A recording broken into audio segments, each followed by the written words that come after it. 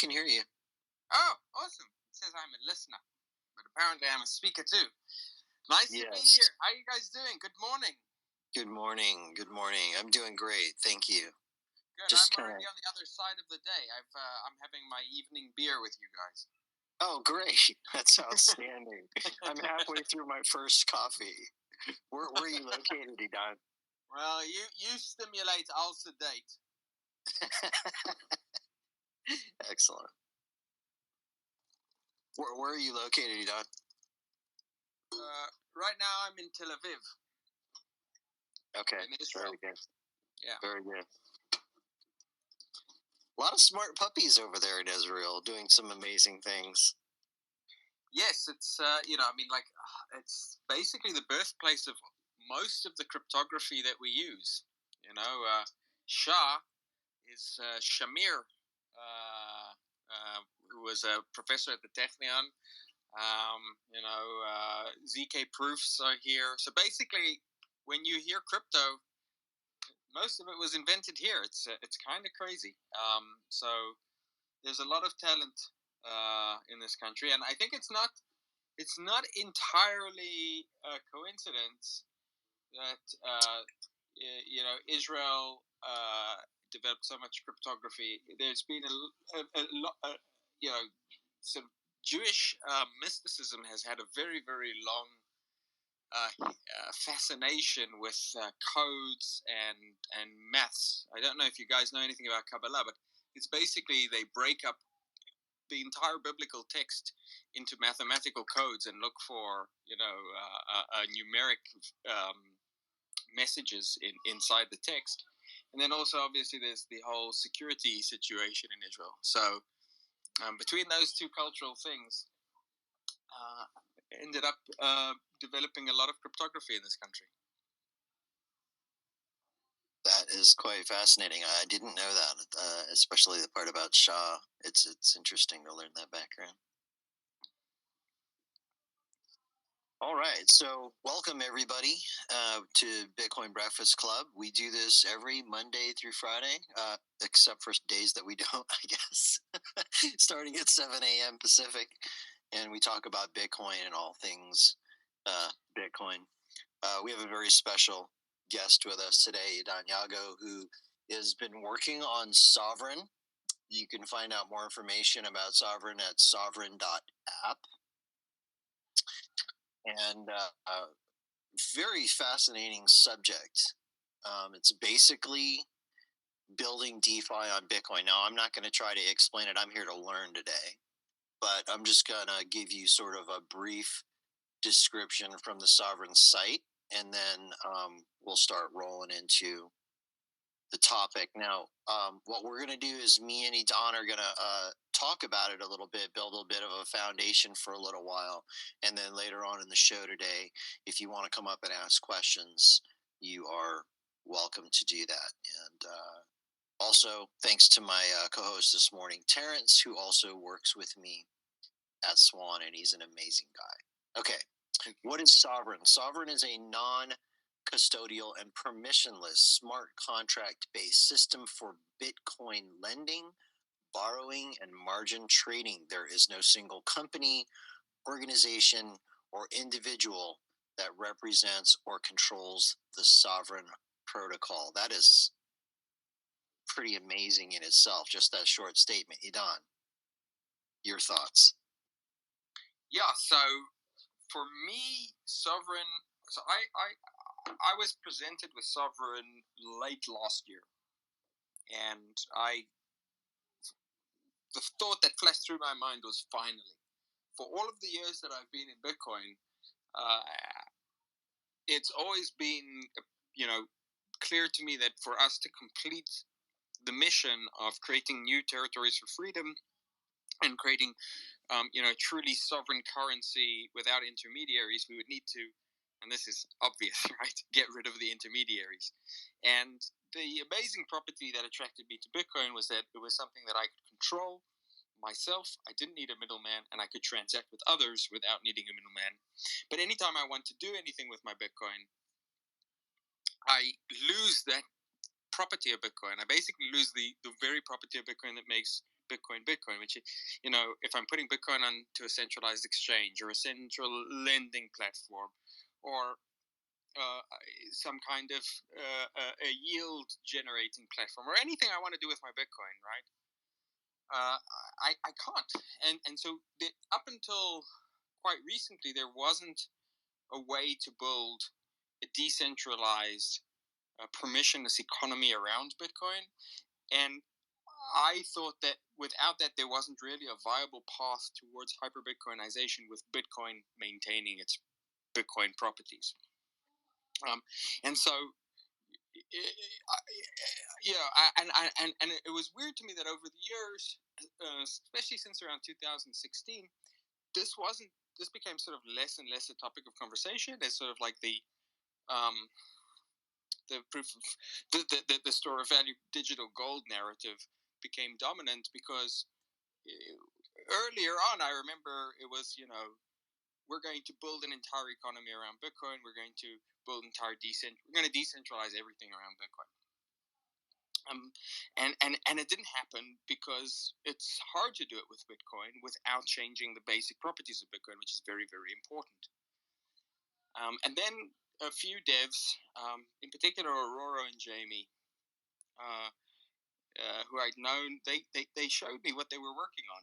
And it was basically wrapping a bunch of Bitcoin layer 2 technologies together to create fully functional Bitcoin decentralized financial products, with the goal of eventually creating everything, right? An entire economic stack. And so I got very, very involved from that point. And then sort of like the testnet soft launched in December of last year. And then in April of this year, the ungated launch has happened. And it's really been, I wasn't sure if people were going to get as excited about it as I have been, but we now have thousands of people using the system. It's growing very, very quickly. There's over 100 contributors to the protocol at this point. And it's been just, sorry, it's been great to see the growth of that, but also of the amount of stuff that's been developed. So today on Sovryn, there's Bitcoin-backed stablecoins, there's borrowing and lending, there's trading, there's margin trading, and there's governance systems, there's NFTs, and it's really becoming this entire ecosystem of everything that we could consider building on Bitcoin. And the whole thing uses Bitcoin as its native asset, and every single transaction pays fees to the Bitcoin miners and is secured by Bitcoin proof of work. So yeah, it's been a very, very intense year, and it's amazing to see how far things have come. So this has only been running for a year so far? In practice, a sort of public alpha has been around since April, so less than a year even. That is really incredible to see how much momentum this project is developing. And it's exciting to me because when I think about other tokens and other coins who have been sort of VC backed and are springing up to do different things,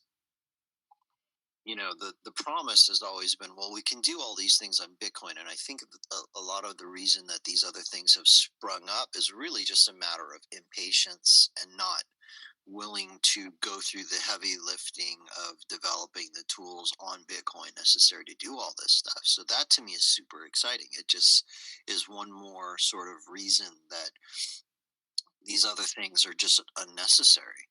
What do you think about that?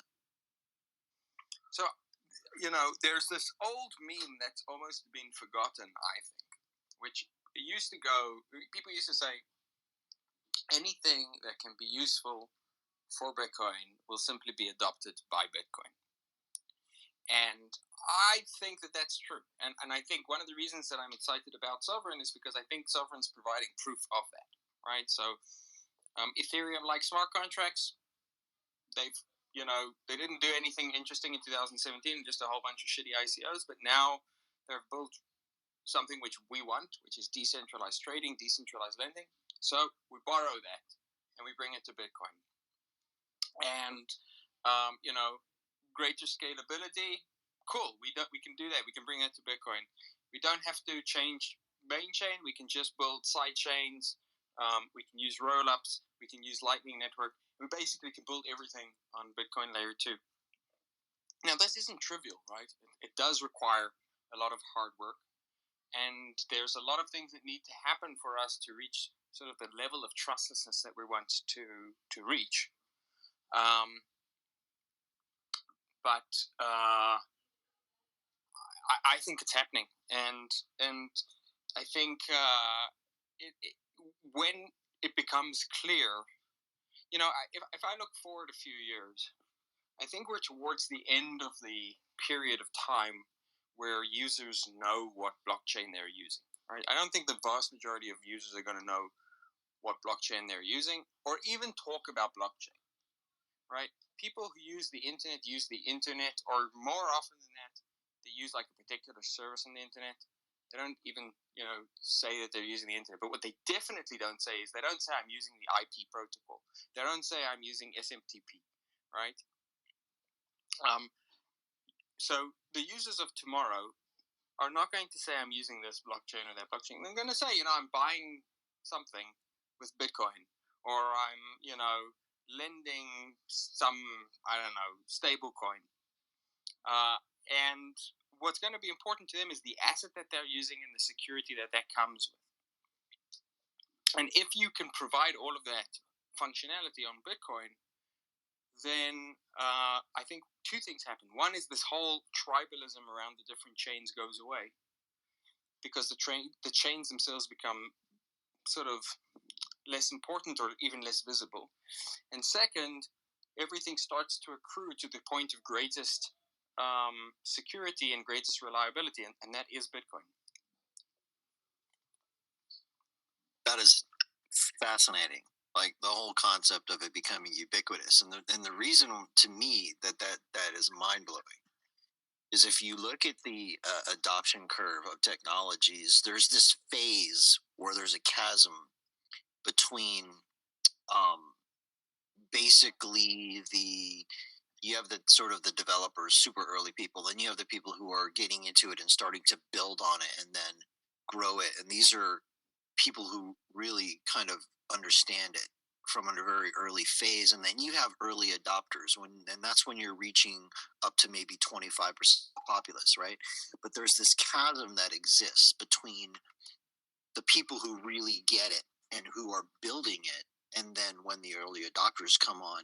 And the fascinating thing to me about it is that the early adopters, when you start hitting that 25% of the population, it's exactly like you said. They don't understand the underlying technology. They don't even, many of them don't even know what it is. They don't even have words for it. They don't care either.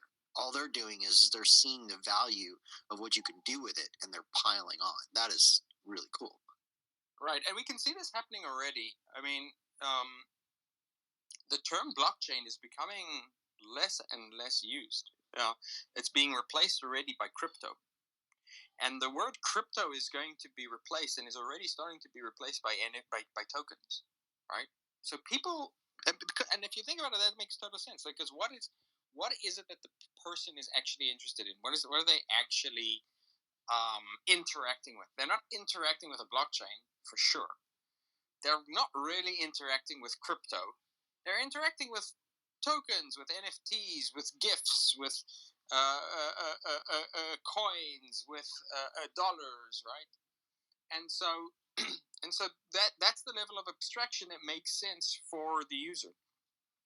Now, I think what we're going through, to use an analogy, in the late 90s, like when the internet was starting to get like popular, but still hadn't figured it itself out.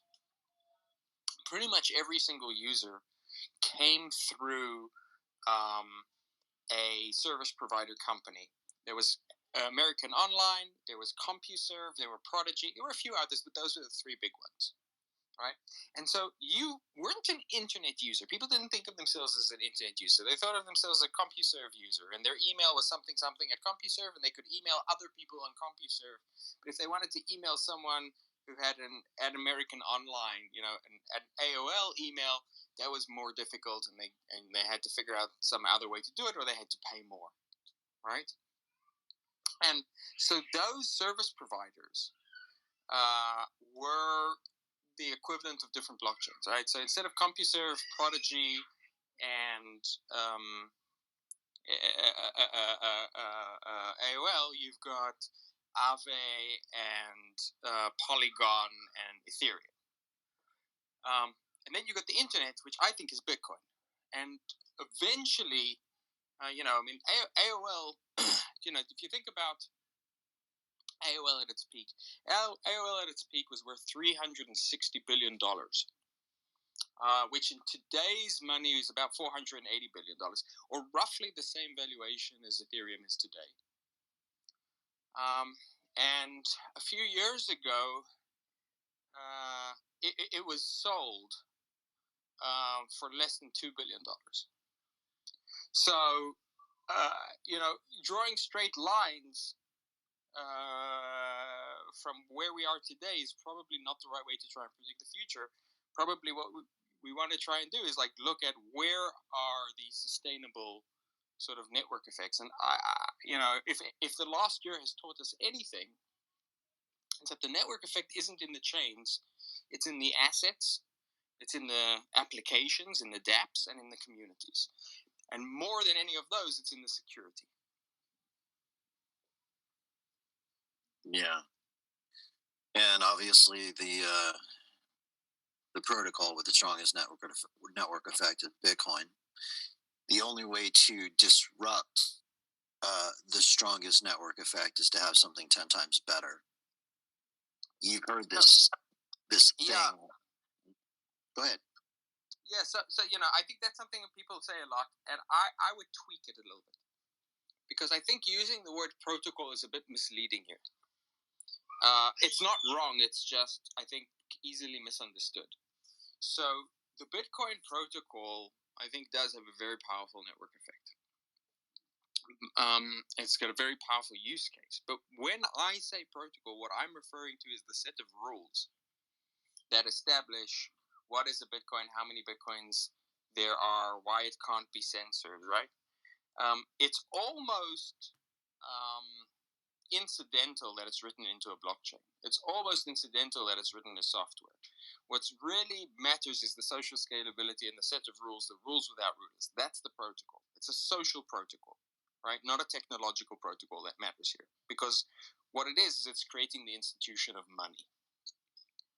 And I think a lot of what the confusion that we've seen over the last few years has been around fundamentally misunderstanding that what's going on here is not a technological revolution, but a social revolution. It's a revolution of reimagining and recreating our institutions, our jurisdictions, the way that we coordinate, cooperate, and create sets of rules that people around the world can live by. And so if you sacrifice the credibility, simplicity, and reliability of the rule set in order to get some kind of technological benefit like throughput or smart contracts, then you've lost the plot.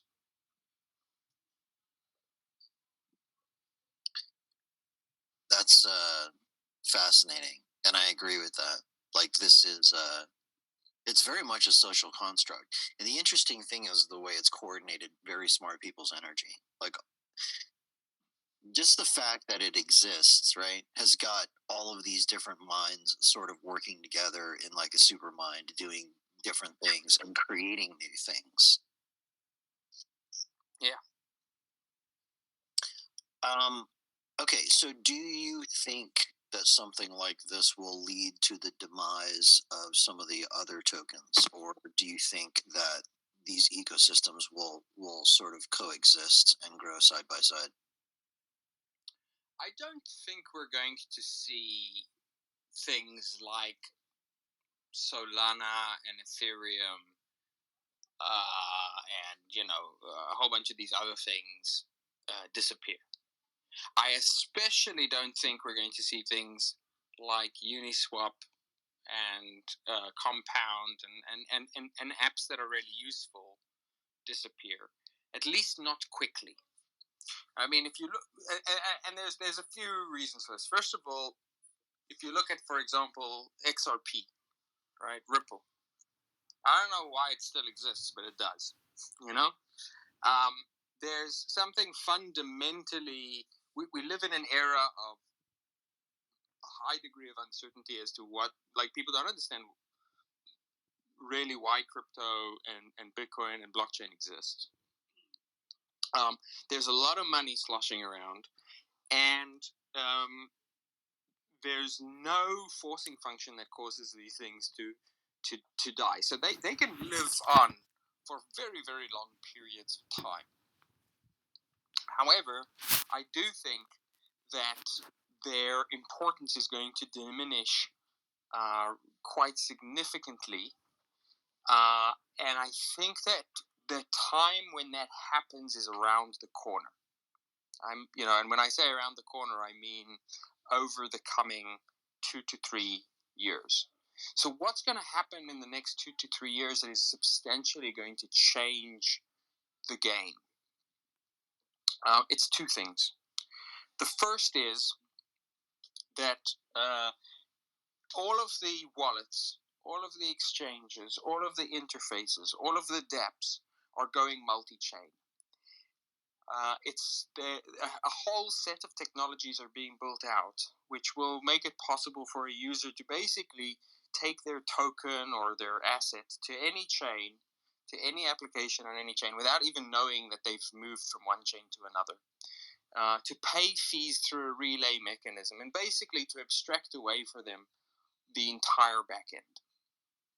And when that happens, what that looks like for the user is they've got a wallet on their phone, and they click a button and they can start lending their assets. They have a computer game, and in their computer game they're earning NFTs and some kind of digital asset. They have a bank account, and in their bank account they also have tokens of various things. That none of this for them tells them anything about the underlying technology that it's on, and that's both a good thing and a bad thing. Because on the one hand, it's reducing people's knowledge and sovereignty, but on the other hand, it's obviously a step towards mass adoption, and at the same time, it's eliminating this whole sort of branding around which chain people are using. People literally are not going to care or even know. So that's substantially going to diminish the significance of those chains. And in the meantime, they are in a race to the bottom in terms of transaction fees. Solana is competing with Ethereum, is competing with Avalanche, is competing with BSC, is competing with Polygon to try and provide the lowest cost transactions. And transactions will simply migrate to wherever transactions are cheapest. They will simply arb between these different chains. And as a result, I think the security budgets will collapse. So, all right, you've got security budgets that are collapsing, and a user base that doesn't give a shit. So what do you do as a developer? Well, the thing to do as a developer, I think, in that circumstance is you want to plug into the deepest, most reliable source of security, which is Bitcoin proof of work, and you want to plug into the deepest, most broadly accepted monetary assets, and you want to plug into the place where everything else is already plugged into. And that means plugging into Bitcoin. And so the second thing that is going to happen is that the technologies, the layer 2 technologies that we're building out, things like Sovryn, right, are basically going to allow all of these different applications, all of these different dApps, all of these different games and NFTs and everything else that people might want to do, economic activity that people might want to do in relation to crypto, to migrate and piggyback off of Bitcoin proof of work through side chains and state channel technologies. And so I think looking forward around 3 years from now, that's when we're going to really start seeing this happen. Blockchains are going to disappear. We're going to still have a multi-chain universe, but all of those chains are effectively going to be child chains or side chains of Bitcoin. My mind is really blown.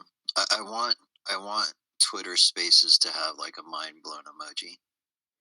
That's really incredible. So essentially, for security reasons, if I'm understanding you correctly, for security reasons, like because it's going multi-chain and because the security budgets are going to go away, the chances are there's going to be a lot more hacks on some of these other non-Bitcoin platforms, and that's going to basically drive the development into Bitcoin, which ultimately is going to just multiply the network effect of Bitcoin, and it's going to be the apex predator. Yeah, I think that that's likely. Look, there's a chance that that doesn't play out that way, right? And there's sort of like a there's this idea that some people have in Bitcoin land that victory is inevitable. And I think that's a very dangerous thought. I don't think victory is inevitable at all. I think it's really, really up to us to support the projects that are going to be moving us forward and to build the products and technologies that are going to allow us to reach and take, reach the full potential of Bitcoin.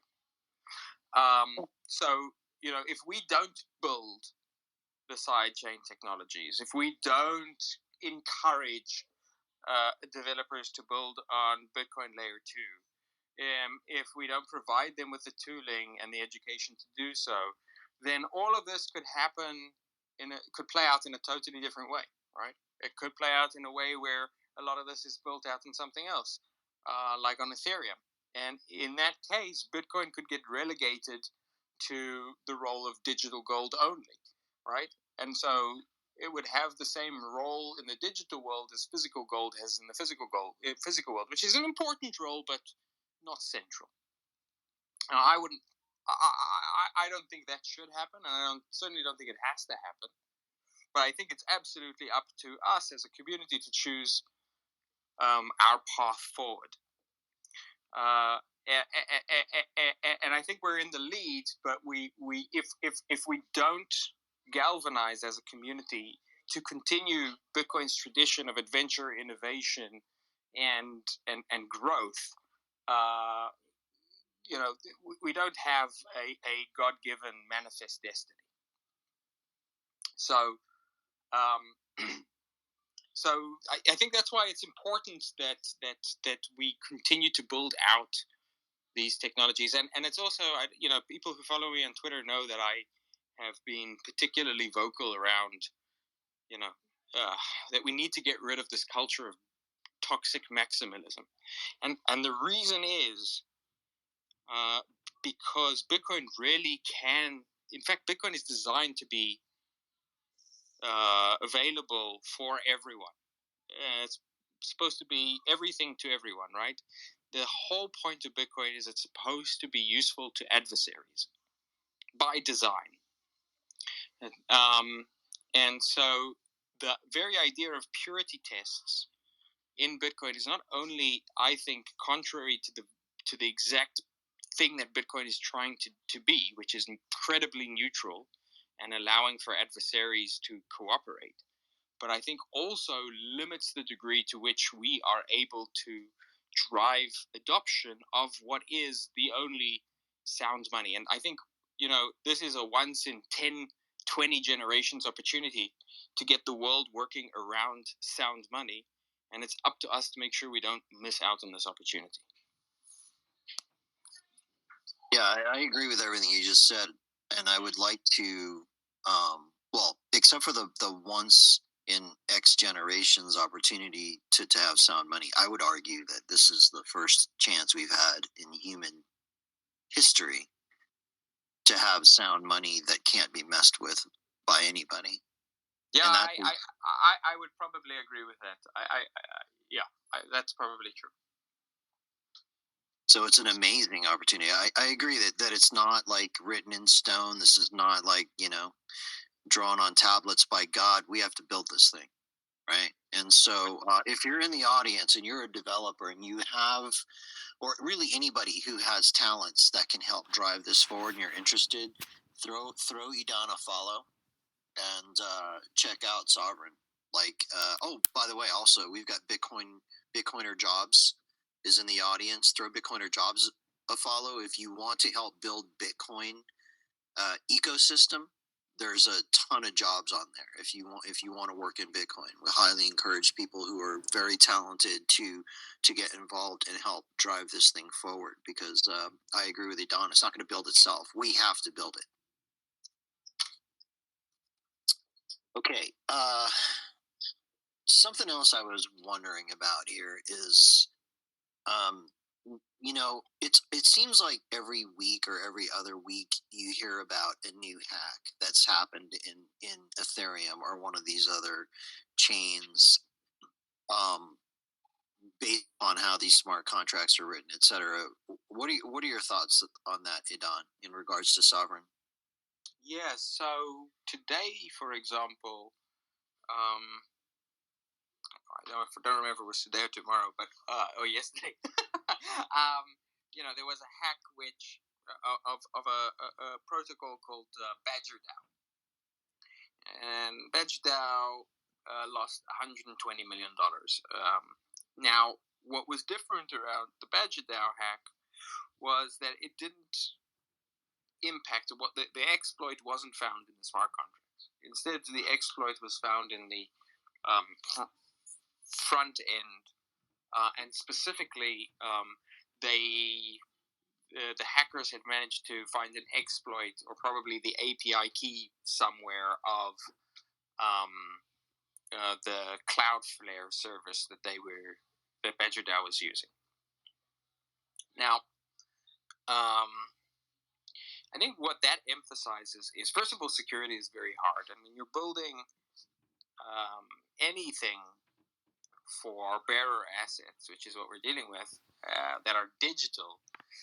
You're exposed to potentially irrecoverable losses from any place in the world. Well, it also emphasizes the fact that you have to have security throughout the entire stack. It's not enough to have really secure smart contracts, which is hard enough in and of itself. You also have to have really secure front end. You have to have really, really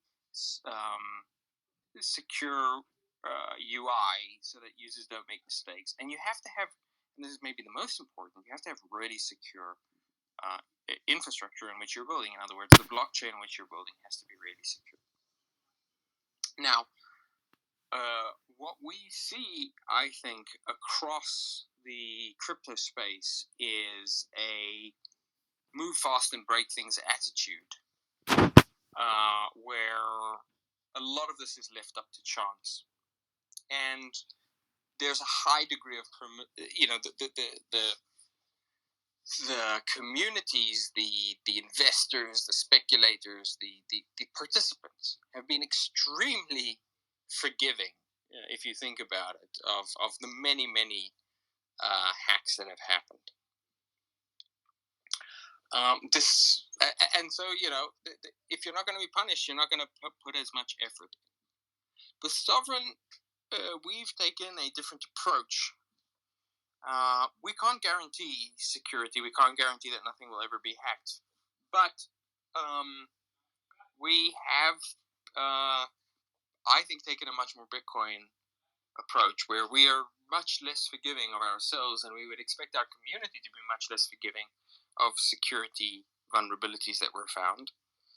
And so the level of auditing and security and emphasis and time spent on code review and security is very high. We estimate that for every day spent developing, something between 5 and 9 days are spent on review. and every single line of code is reviewed by multiple different parties. The entire system is reviewed periodically. There are bug bounties, and on top of all of that, there's we've I've one of the things that I've contributed has been a front end. If you go to SOVRYN.app, so sovryn.app, I've contributed this reference implementation front end that you can go to try out the system, and there are warnings everywhere. We've got a huge wiki to try and educate people on what they're doing, and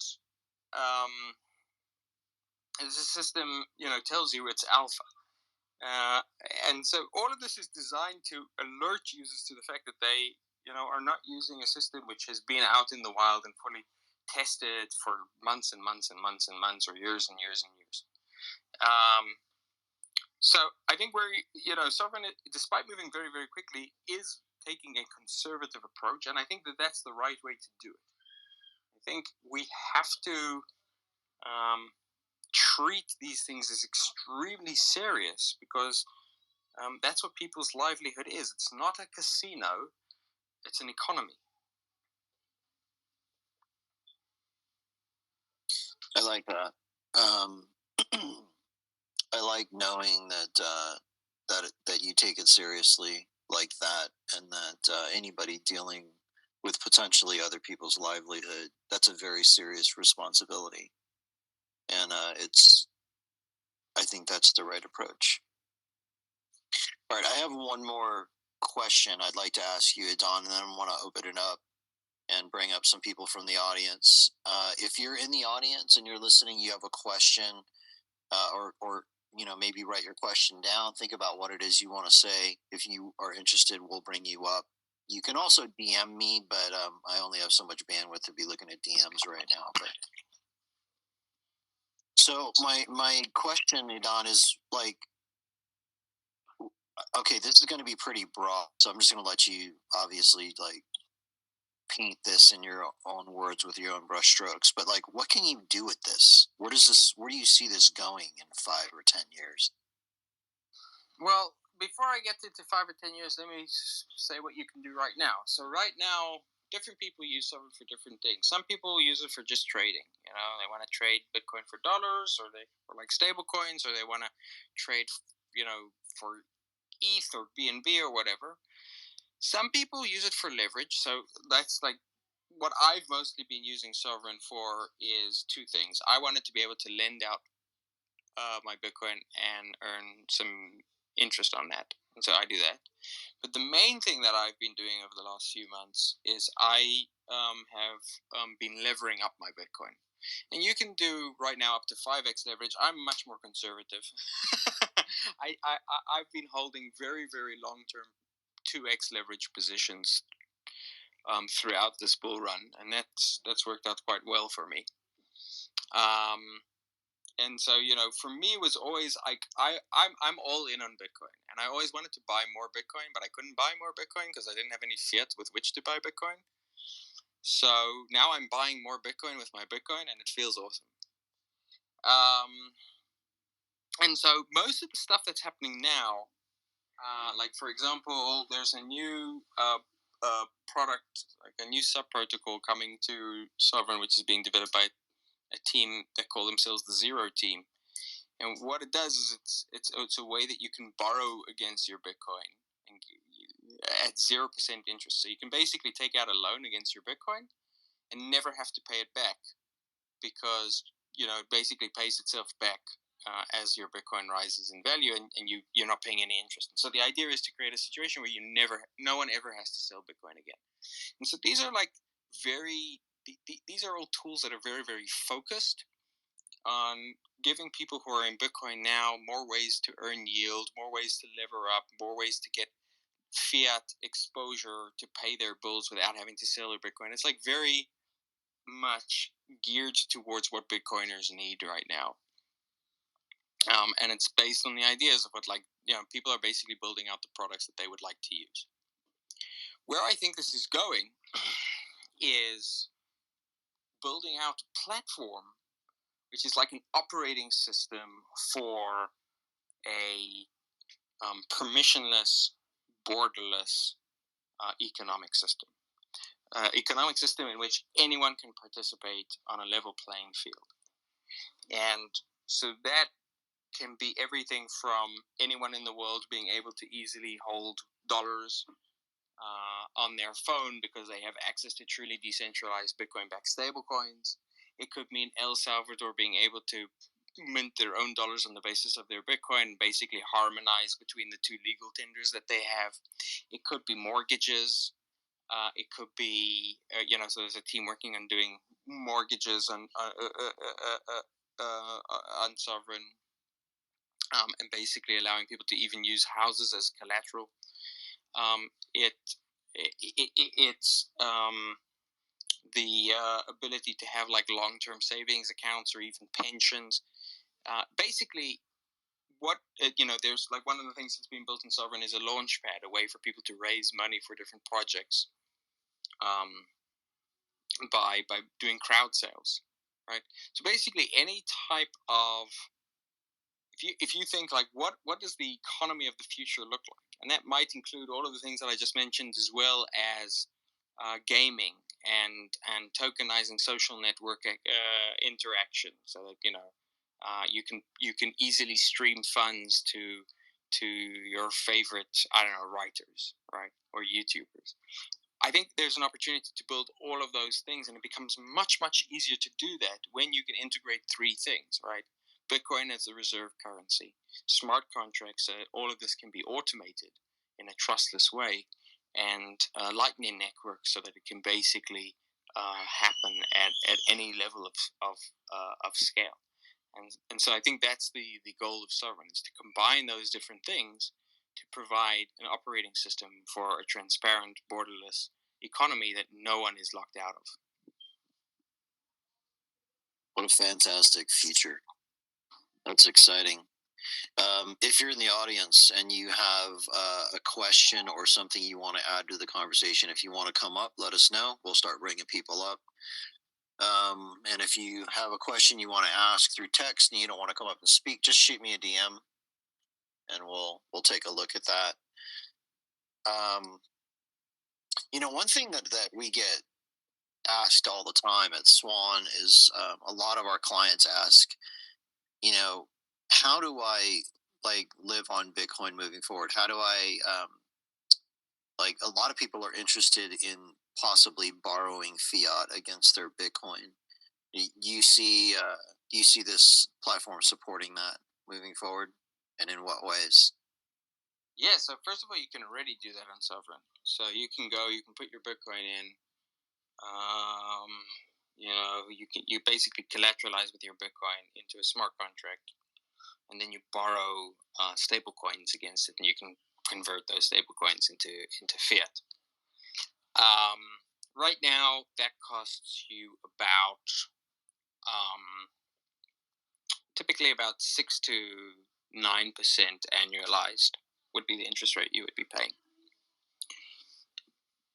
But over the next few weeks, there's a new protocol which I mentioned earlier called Zero, and the way Zero works is it's basically a competitor to it's like a decentralized bank.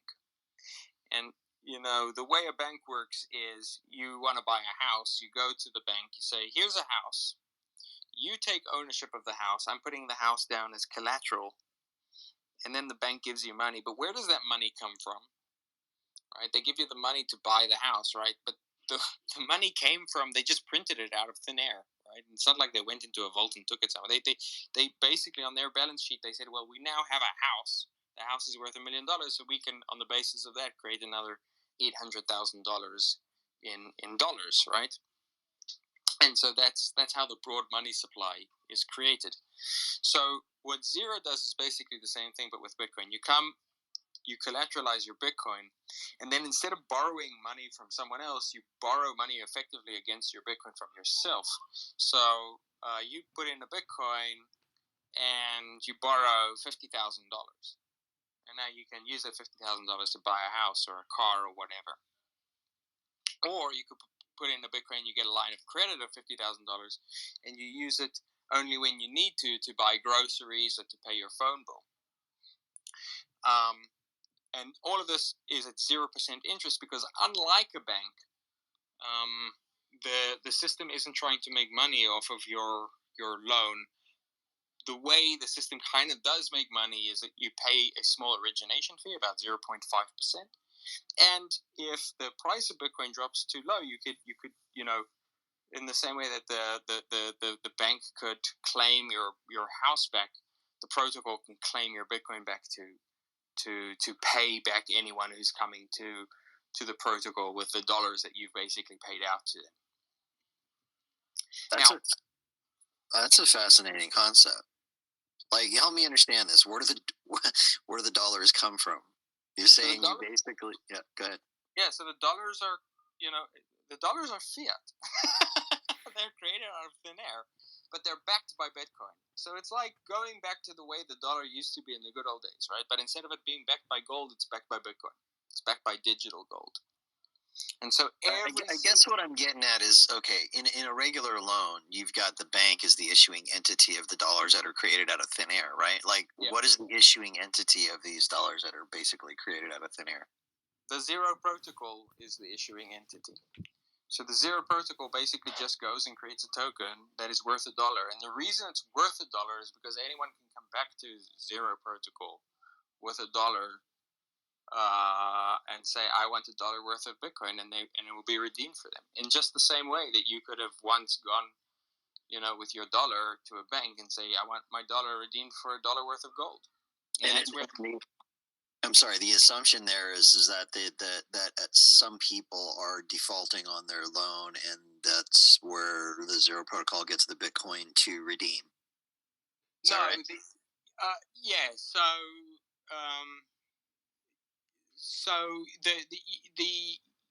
it's a little bit more complicated than that. There's a separate protocol which allows you to redeem on demand at any time.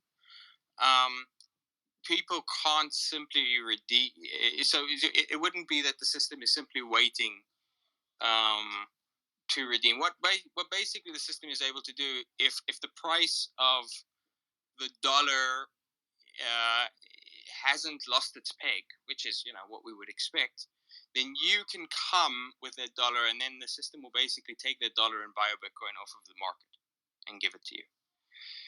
It's only in the circumstance where for whatever reason there's a lot of demand, and so as a result there's sort of like something that should look like a bank run. The way that bank run is stopped is by liquidating the most risky positions. Okay, and so am I right in understanding that this is something that lives in cyberspace? It's basically like it functions like a DAO. There's no jurisdiction and there's no legal entity? That's correct, yes.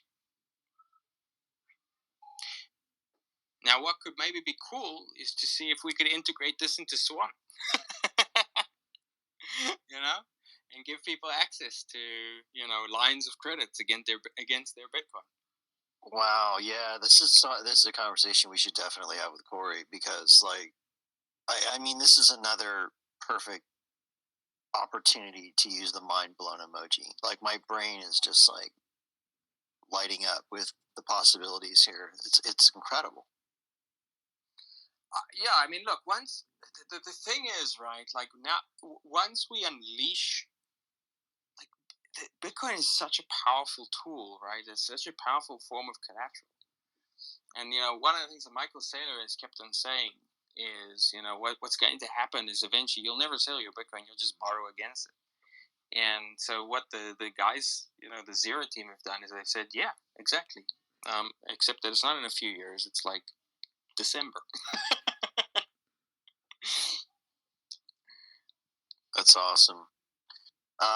Okay, I just got a DM from David Steroy. Thanks for sending this. If you go to wiki.sovryn.app, that's where the official Zero documentation is located. I'll try to throw that up in the nest if I get a spare second here. All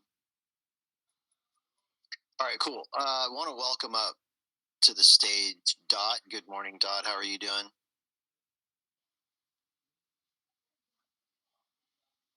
I love that name. Sorry, I have to come back. Yep, no worries. We'll keep you up here and we'll move on. And when there's a there's a space, go ahead and jump in.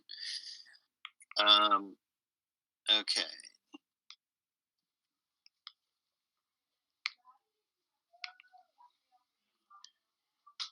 We got a couple of other requests, so I'm going to bring a few people here.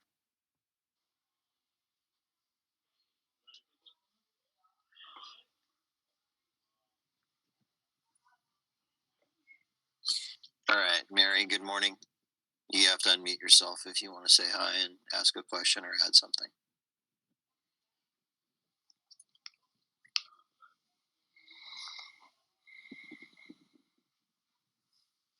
Good morning, Mary.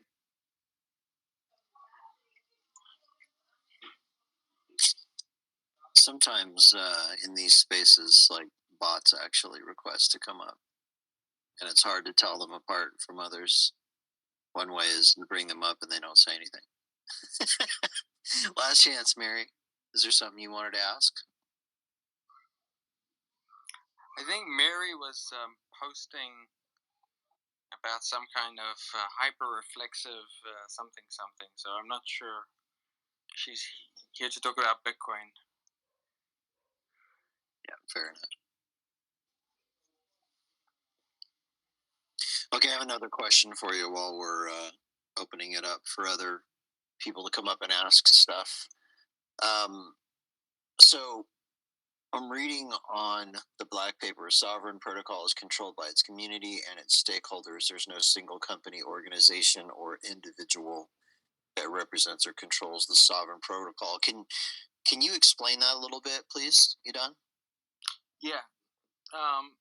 So Sovryn is created as a DAO, which, like many ideas, was originated in the Bitcoin community and has seen its first implementations really happen elsewhere, and sort of we're bringing baby back. What does that mean? It's a decentralized. DAO stands for Decentralized Autonomous Organization, or DAC, Decentralized Autonomous Corporation, and the reason it's decentralized and autonomous, and I think the autonomous part is the most important part there. I think that is it doesn't have a jurisdiction other than the chain on which it exists. Right. So Sovryn has a set of smart contracts, which include the set of rules and procedures for how the protocol is going to be governed, and it has a set of stakeholders, and those stakeholders can vote on various changes to the protocol. Now, you'll notice that this is very, very different from Bitcoin. Bitcoin, by design, doesn't make it easy for people to come together and collectively make decisions on changes. And that's because Bitcoin is deeply decentralized in a way which creates a vetocracy, right? It creates a situation where anyone can veto changes, basically impossible for anyone to force through changes. And that's what you want when you're building base money. Sovryn isn't trying to be base money, it's trying to build financial and economic tools on top of Bitcoin. So it's an application level thing. And so its design is different. Its design is designed to allow for a higher degree of communal decision making, and as a result, communal intervention. Right. So you can't expect Sovryn to have the exact same rule set today that it does tomorrow, as opposed to Bitcoin, which is designed to have exactly the same rule set it has today as it will have tomorrow. So the way this is managed is through a stakeholder token called the SOV token. And the SOV token, the way it works is you stake it for long periods of time. And the longer you stake it for, the more influence you have over the system, and the more revenue, the higher proportion of the revenue that the system generates you receive. And so basically the idea is to force people to think very, very long term if they're going to participate in governance of the system. And what it also means is that there's no company, there's no foundation, There's no CEO or anything like that.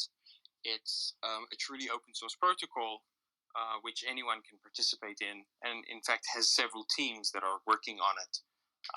They're very friendly with each other, but they share no hierarchy or no shared hierarchy between themselves.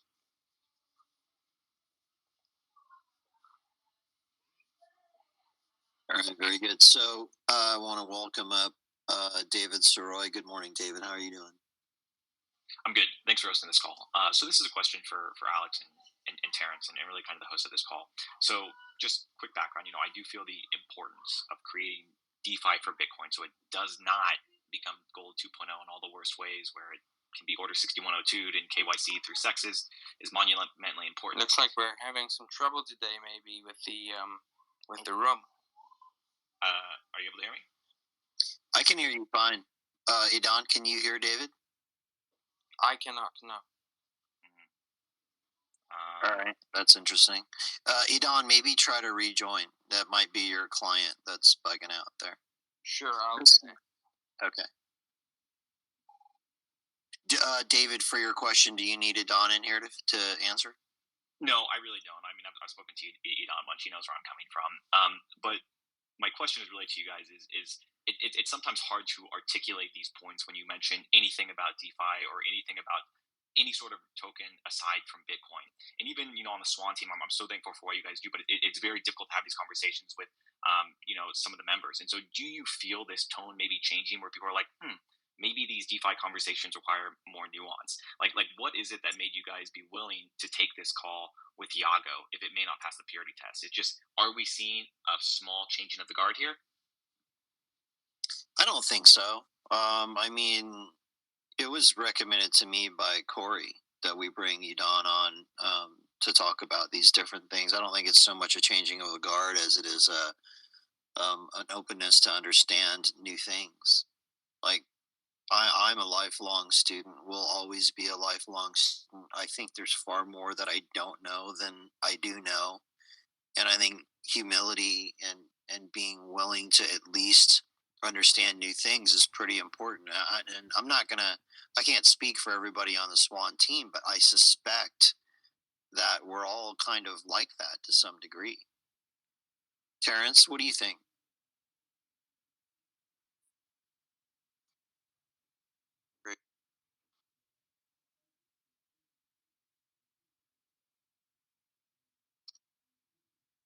Yeah, that was a very short. Didn't actually hear that, but I'm just gonna. I'm gonna say that I think that's probably the case. Does that make sense? Does that answer your question, David? Yeah, it does. I really appreciate that, and thanks for all the education stuff that you guys do. So I appreciate it. You're welcome.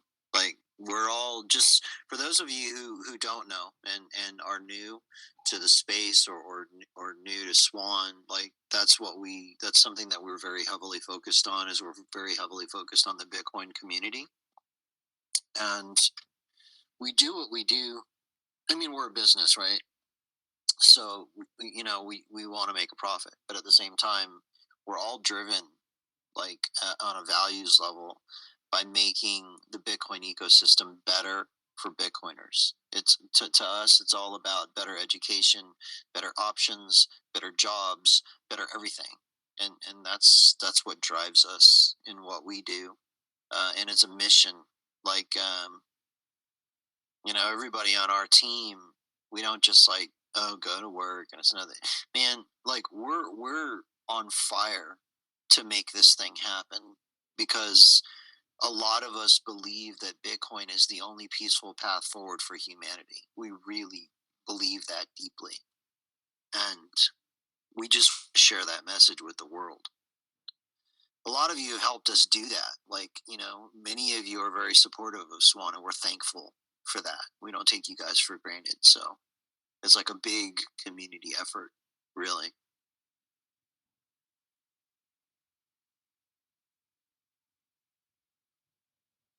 Well, I think I love what you guys do at Swan, and I think it's the efforts of all of us together that are going to allow us to achieve Bitcoin's full potential. I 100% agree. And the fact that we're all so aligned is what's one of the things that's really amazing to me about the Bitcoiner sort of community is you have people from all around the world, very, very smart, very competent, very talented people that have been able to come together to push forward these different projects, and move the whole space forward. It's pretty fantastic. Good morning, Tao. How you doing? Hey Alex, thanks for the mic. I have a few questions for Yago, if you don't mind. First question is regarding the where the dollars come from. I think Alex was asking this, and I didn't seem to hear like a clear answer to that. I know you say it's back from the Bitcoin, but just like what entity is issuing that dollar to the loaner? Sure. So, like I said, there's no entity issuing the dollars. There's a protocol that issues the dollars, and this is a very different concept, right? So, if you think about Tether or USDC or even your bank, right? There's like a company, and they create a token. Now that could be like a token just on their ledger if it's a bank, or it's a token on a bunch of different like blockchain ledgers if it's like Tether. But they're the ones creating the token. On the other hand, there's other kinds of tokens which aren't created by a company at all. Obviously, the classic version of this is Bitcoin. So, with the sovereign protocol and with Zero, what's happening is the protocol itself is generating the dollarized tokens, and it's doing it in the same way that these other systems are doing it, right? It's doing it by fiat, right? So it is fiat, but like the way that fiat used to be backed by gold, this is fiat that is backed by Bitcoin. So it's not just creating it out of thin air. It can't create, as much as it wants. It's extremely constrained programmatically, right? It's a rules-based system where if there's enough Bitcoin that people are using as collateral, it can issue against that collateral the dollar value. Got it. I understand. Thanks. Now, in regards to the, I think you say SOV token, and people who stake in that token, what is the incentive for someone to stake that token? So, there are basically two incentives, but one really important incentive. And the really important incentive is that you can earn revenue. So, when someone performs a transaction, let's say a trade on Sovryn, okay? When you make a trade on Sovryn, you're making a transaction, and that transaction is secured by the Bitcoin miners, and so you pay a transaction fee. That transaction fee goes to the Bitcoin miners, but you also are making a trade, so you also pay a trade fee, right? Like you would on an exchange, right? And that trading fee goes to the protocol, and the protocol basically distributes it to the SOV stakers.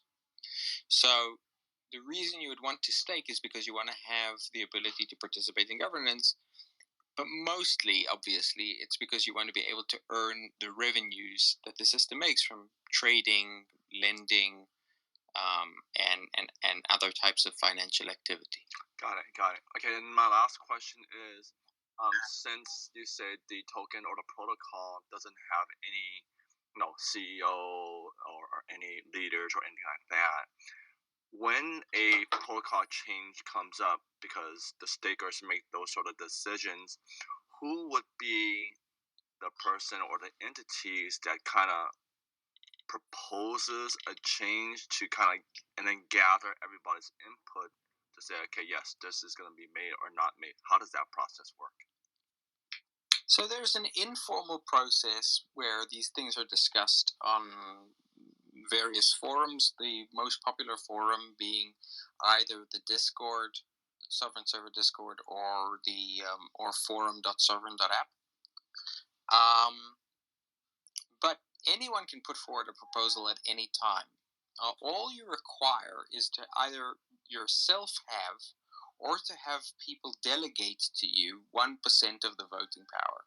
So any person, entity, or group that collectively have 1% of the voting power can at any time make a proposal.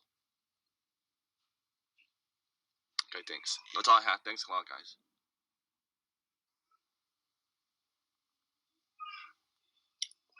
Hey Don, I have a question in DMs. This is from Corey Spencer. I'm going to paraphrase it, but basically he's asking,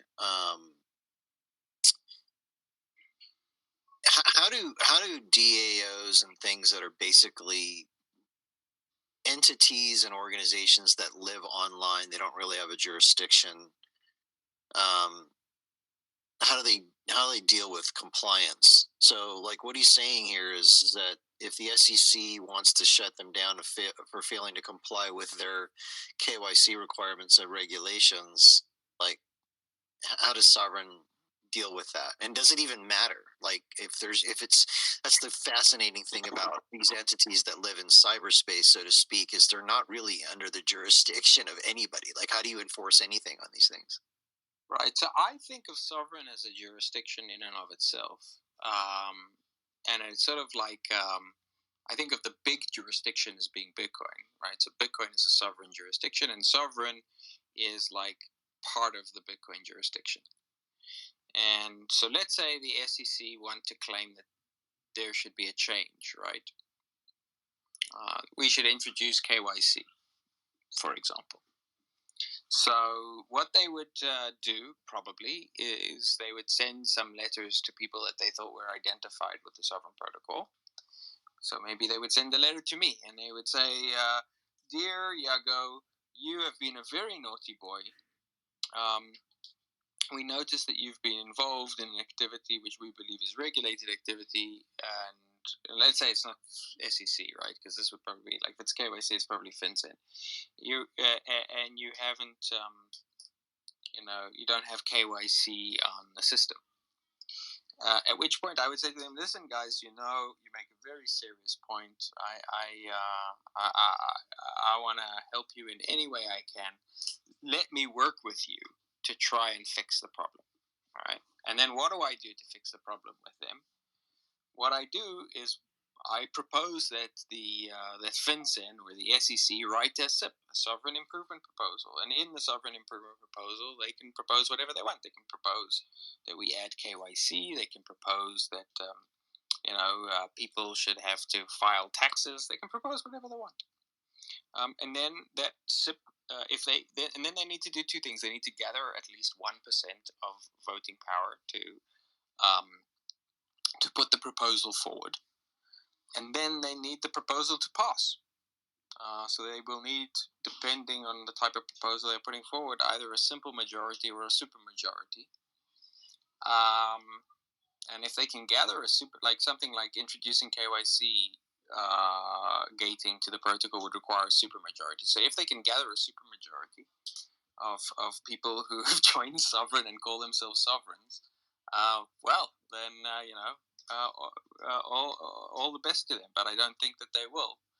And so, in that respect, the SEC and FinCEN and anyone else are playing on an equal playing field with any other person who's participating in a permissionless, uncensorable system.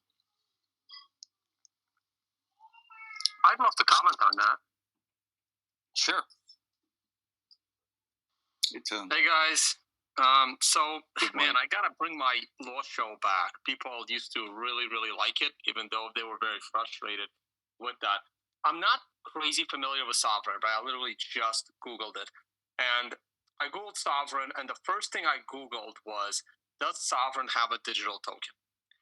And it does. Can someone correct me if I'm wrong here? It does, yes. It does. Okay. So to me, the only real decentralized protocol is Bitcoin.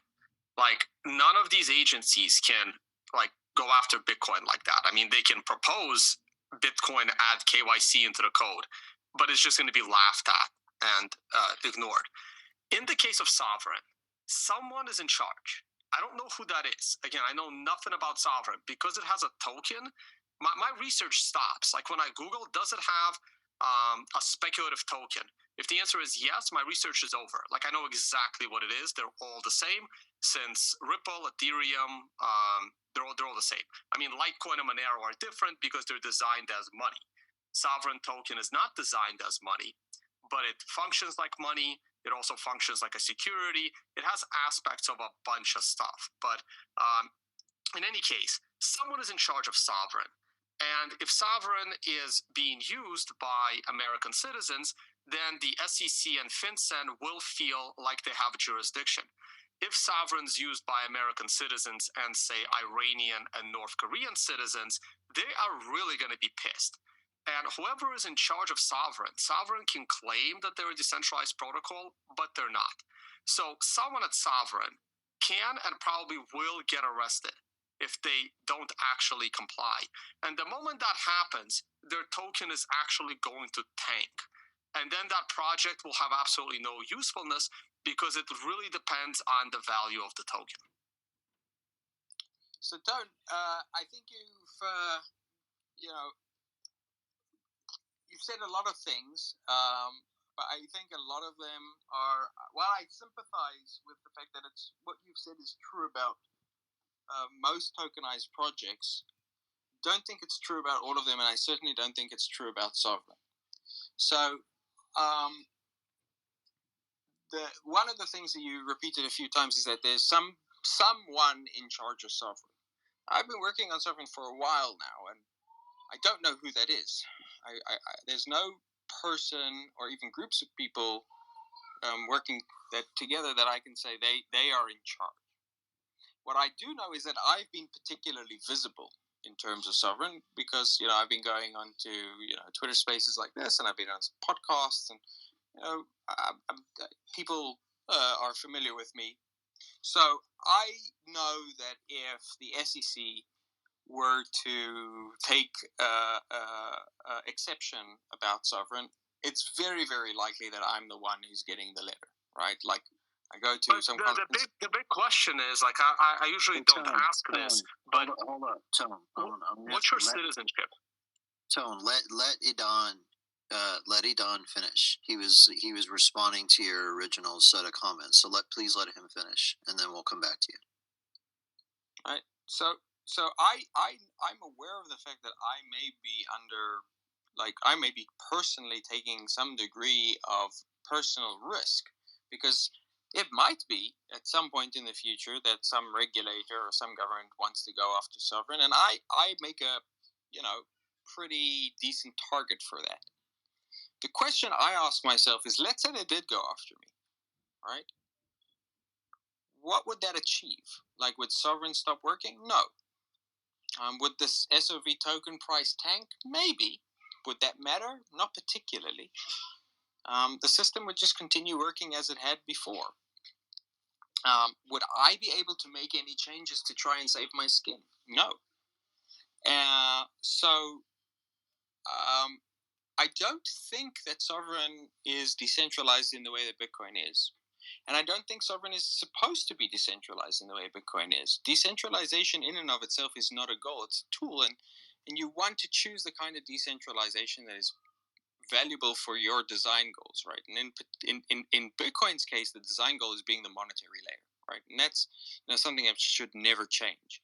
In Sovryn's case, the design goal is to build financial tooling or application layer stuff, and so it needs to have more ability to change. And frankly, I think that Sovryn is more manipulable, right?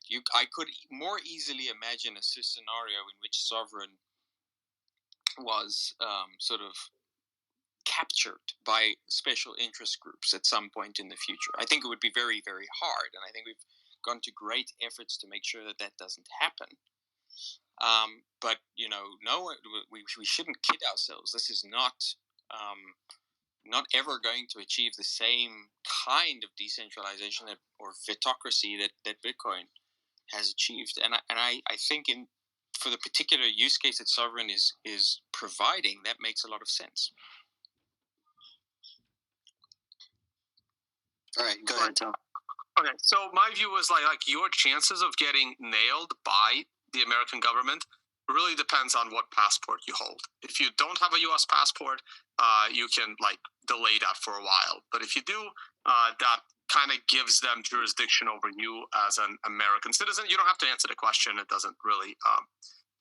No one has to know what your background is. What secures the sovryn token? So sovryn token is secured by the Bitcoin network itself. So sovryn uses a technology called rootstock, which is a side chain of Bitcoin, which is merge mined by Bitcoin miners, and all transactions are paid in Bitcoin. So the native token, right, and the primary token used in sovryn is Bitcoin.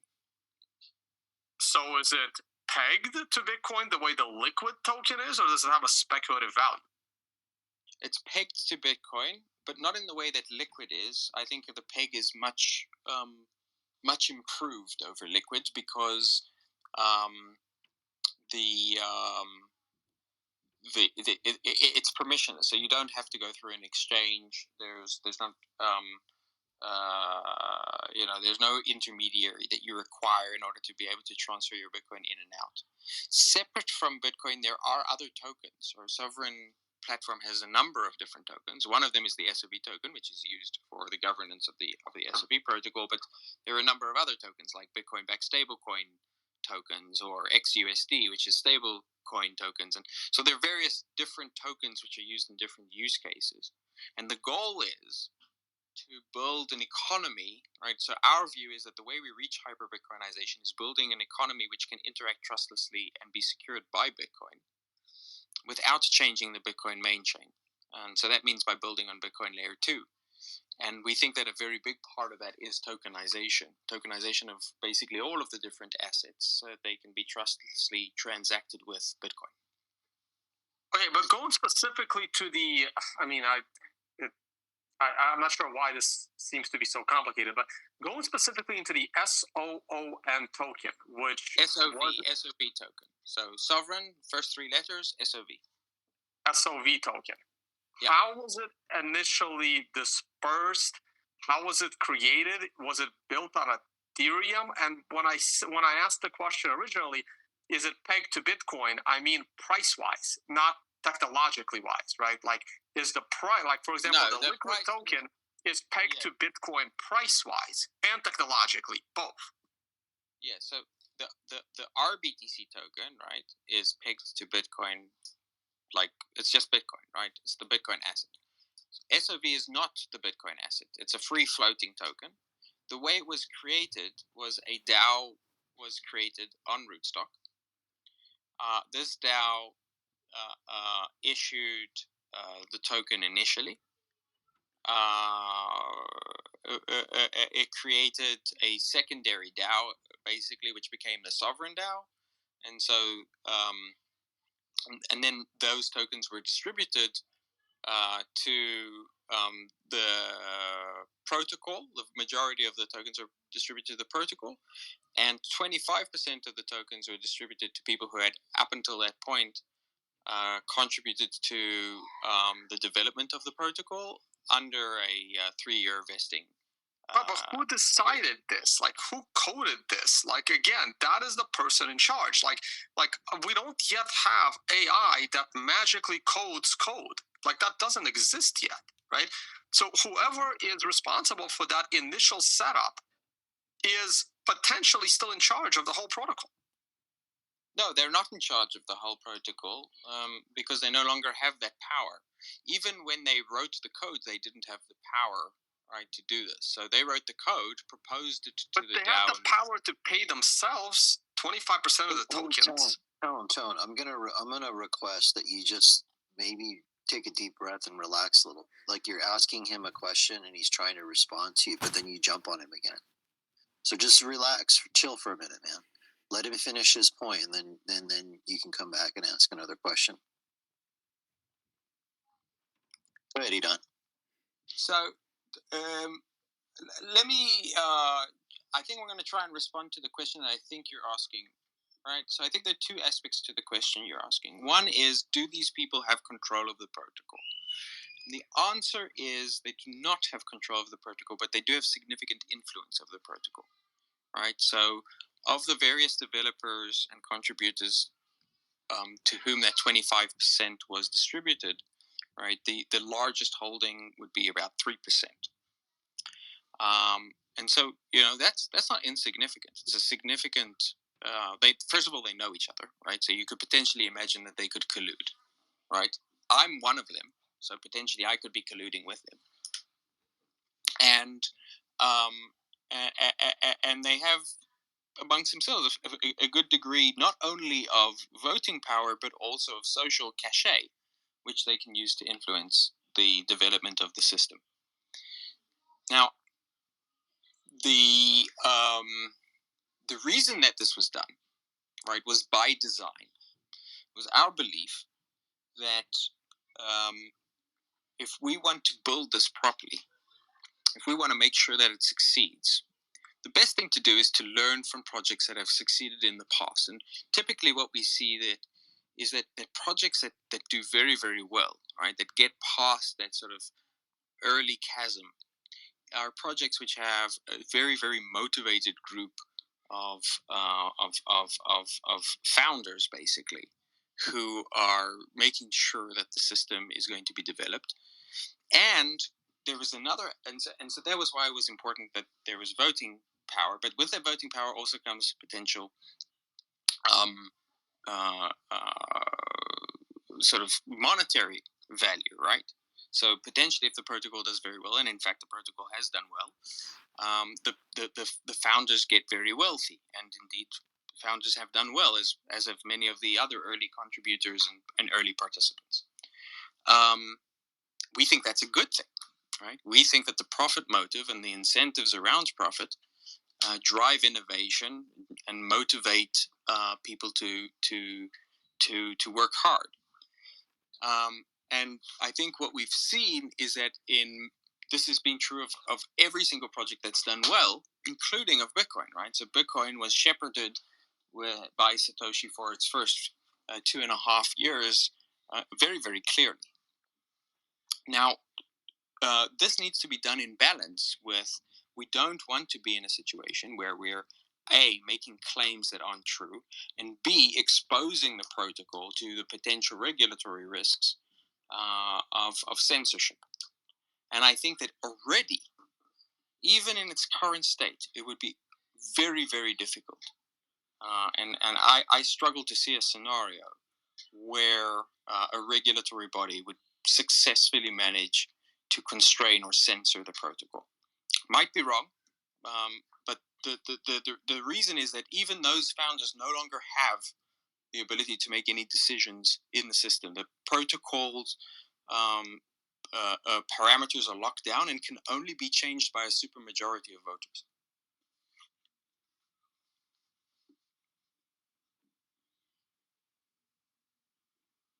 No, I'm good. I don't have any more questions.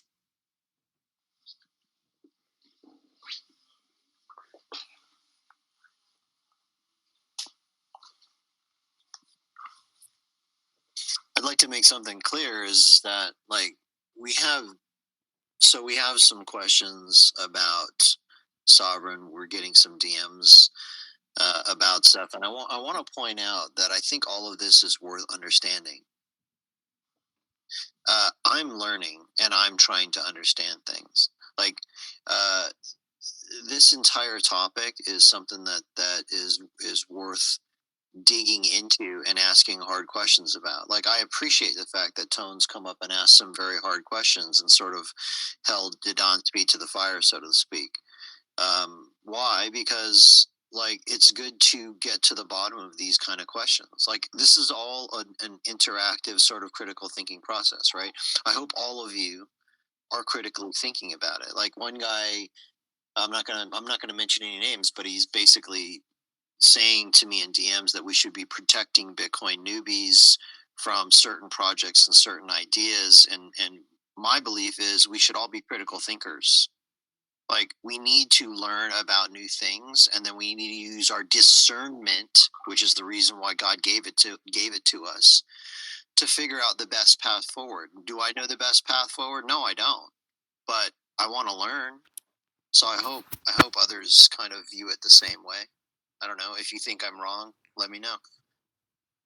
I mean, I can debate this further, but like, I don't think there is a real need. Like, my general views on it are kind of known globally, that I just don't understand why there needs to be a speculative token in the middle of an identity protocol. Like, it just makes no sense to me. Like, I don't pay with Amazon stock to shop on Amazon.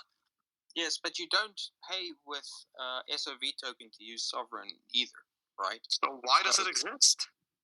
Well, why does Amazon stock exist? Well, we know why Amazon stock exists.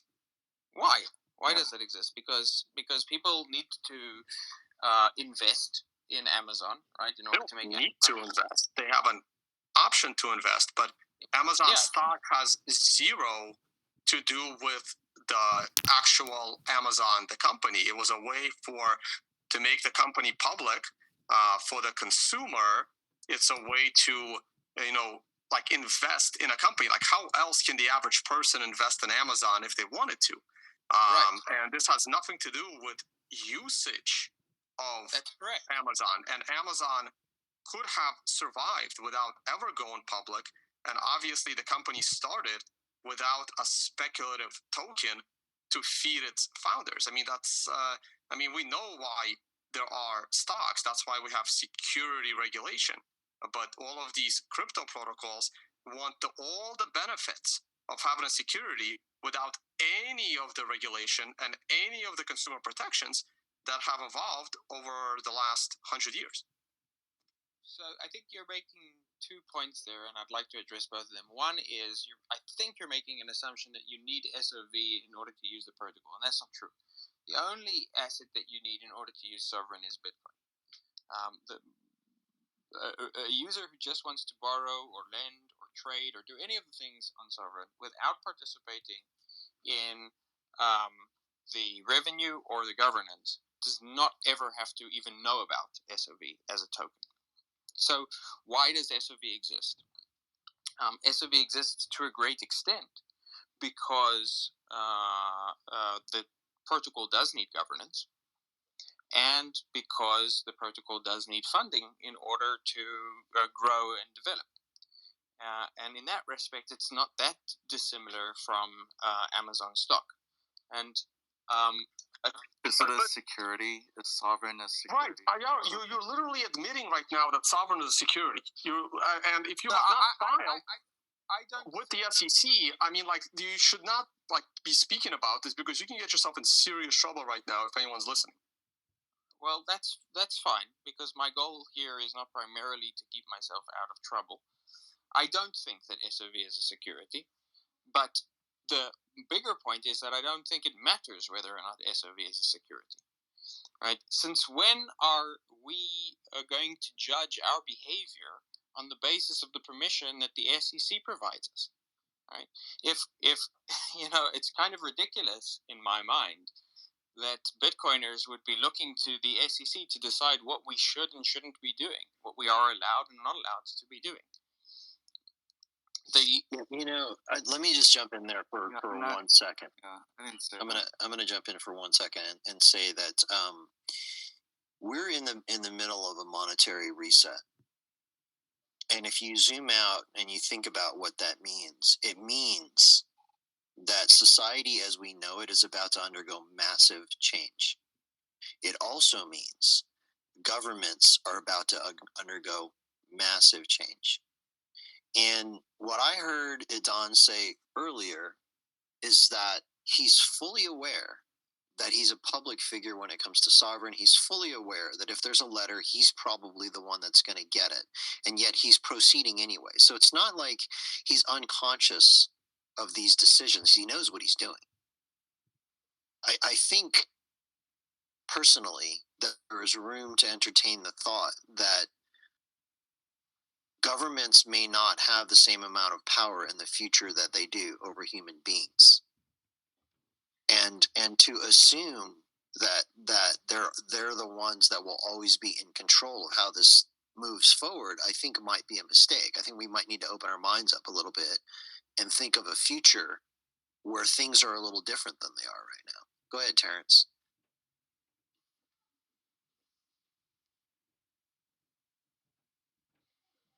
Terrence. Oh, sorry. Yeah. So yeah.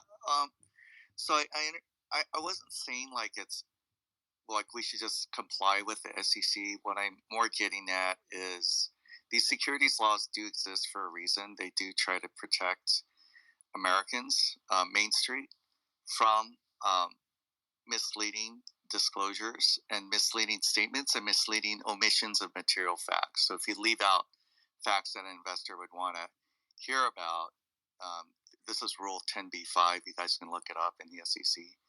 So this rule of not having a misleading statement or omission of a material fact, that even applied to credit default swaps, which were not securities due to lobbying. But the compromise they reached with the SEC was, well, still, number one, it's a derivative, so you can't sell to retail. And number two, you can't mislead, including by omitting material facts. So I just want to get that out there. That's actually not a bad law if you think about it, that part of the law. So you don't have these protections if Sovryn is a security, and it sounds like I'd like to know why you don't think it is. Yago, if you don't mind, why is it not a security? Because under the Howey test, my understanding, just real quick, is that something like Sovryn would be a security if people buy it on the expectation that they will profit from the efforts of others. So I buy Sovryn token, sit on my ass, and then wait for the Sovryn developers and the community and the people using it for DeFi or whatever, lending, borrowing, whatever they're doing with Sovryn token or whatever Sovryn's doing to make the Sovryn token more valuable, right? Like I'm just kind of passively earning, making gains, right? Making money, or the value of my Sovryn token goes up, just like my bond could go up or my stock could go up if it was, formally a security. Sure. So, first of all, I point out that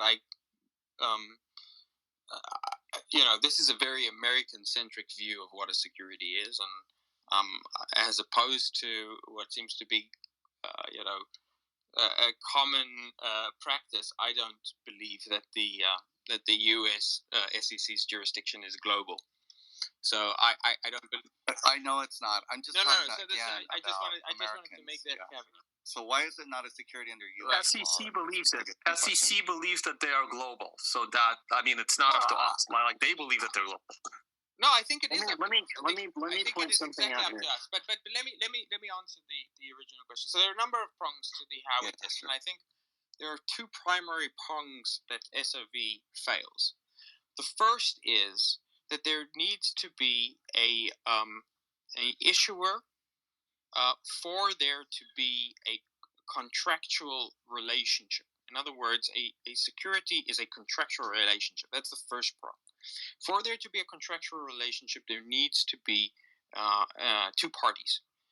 The SOV token was not created by any entity or any person. It was created by a DAO itself, right?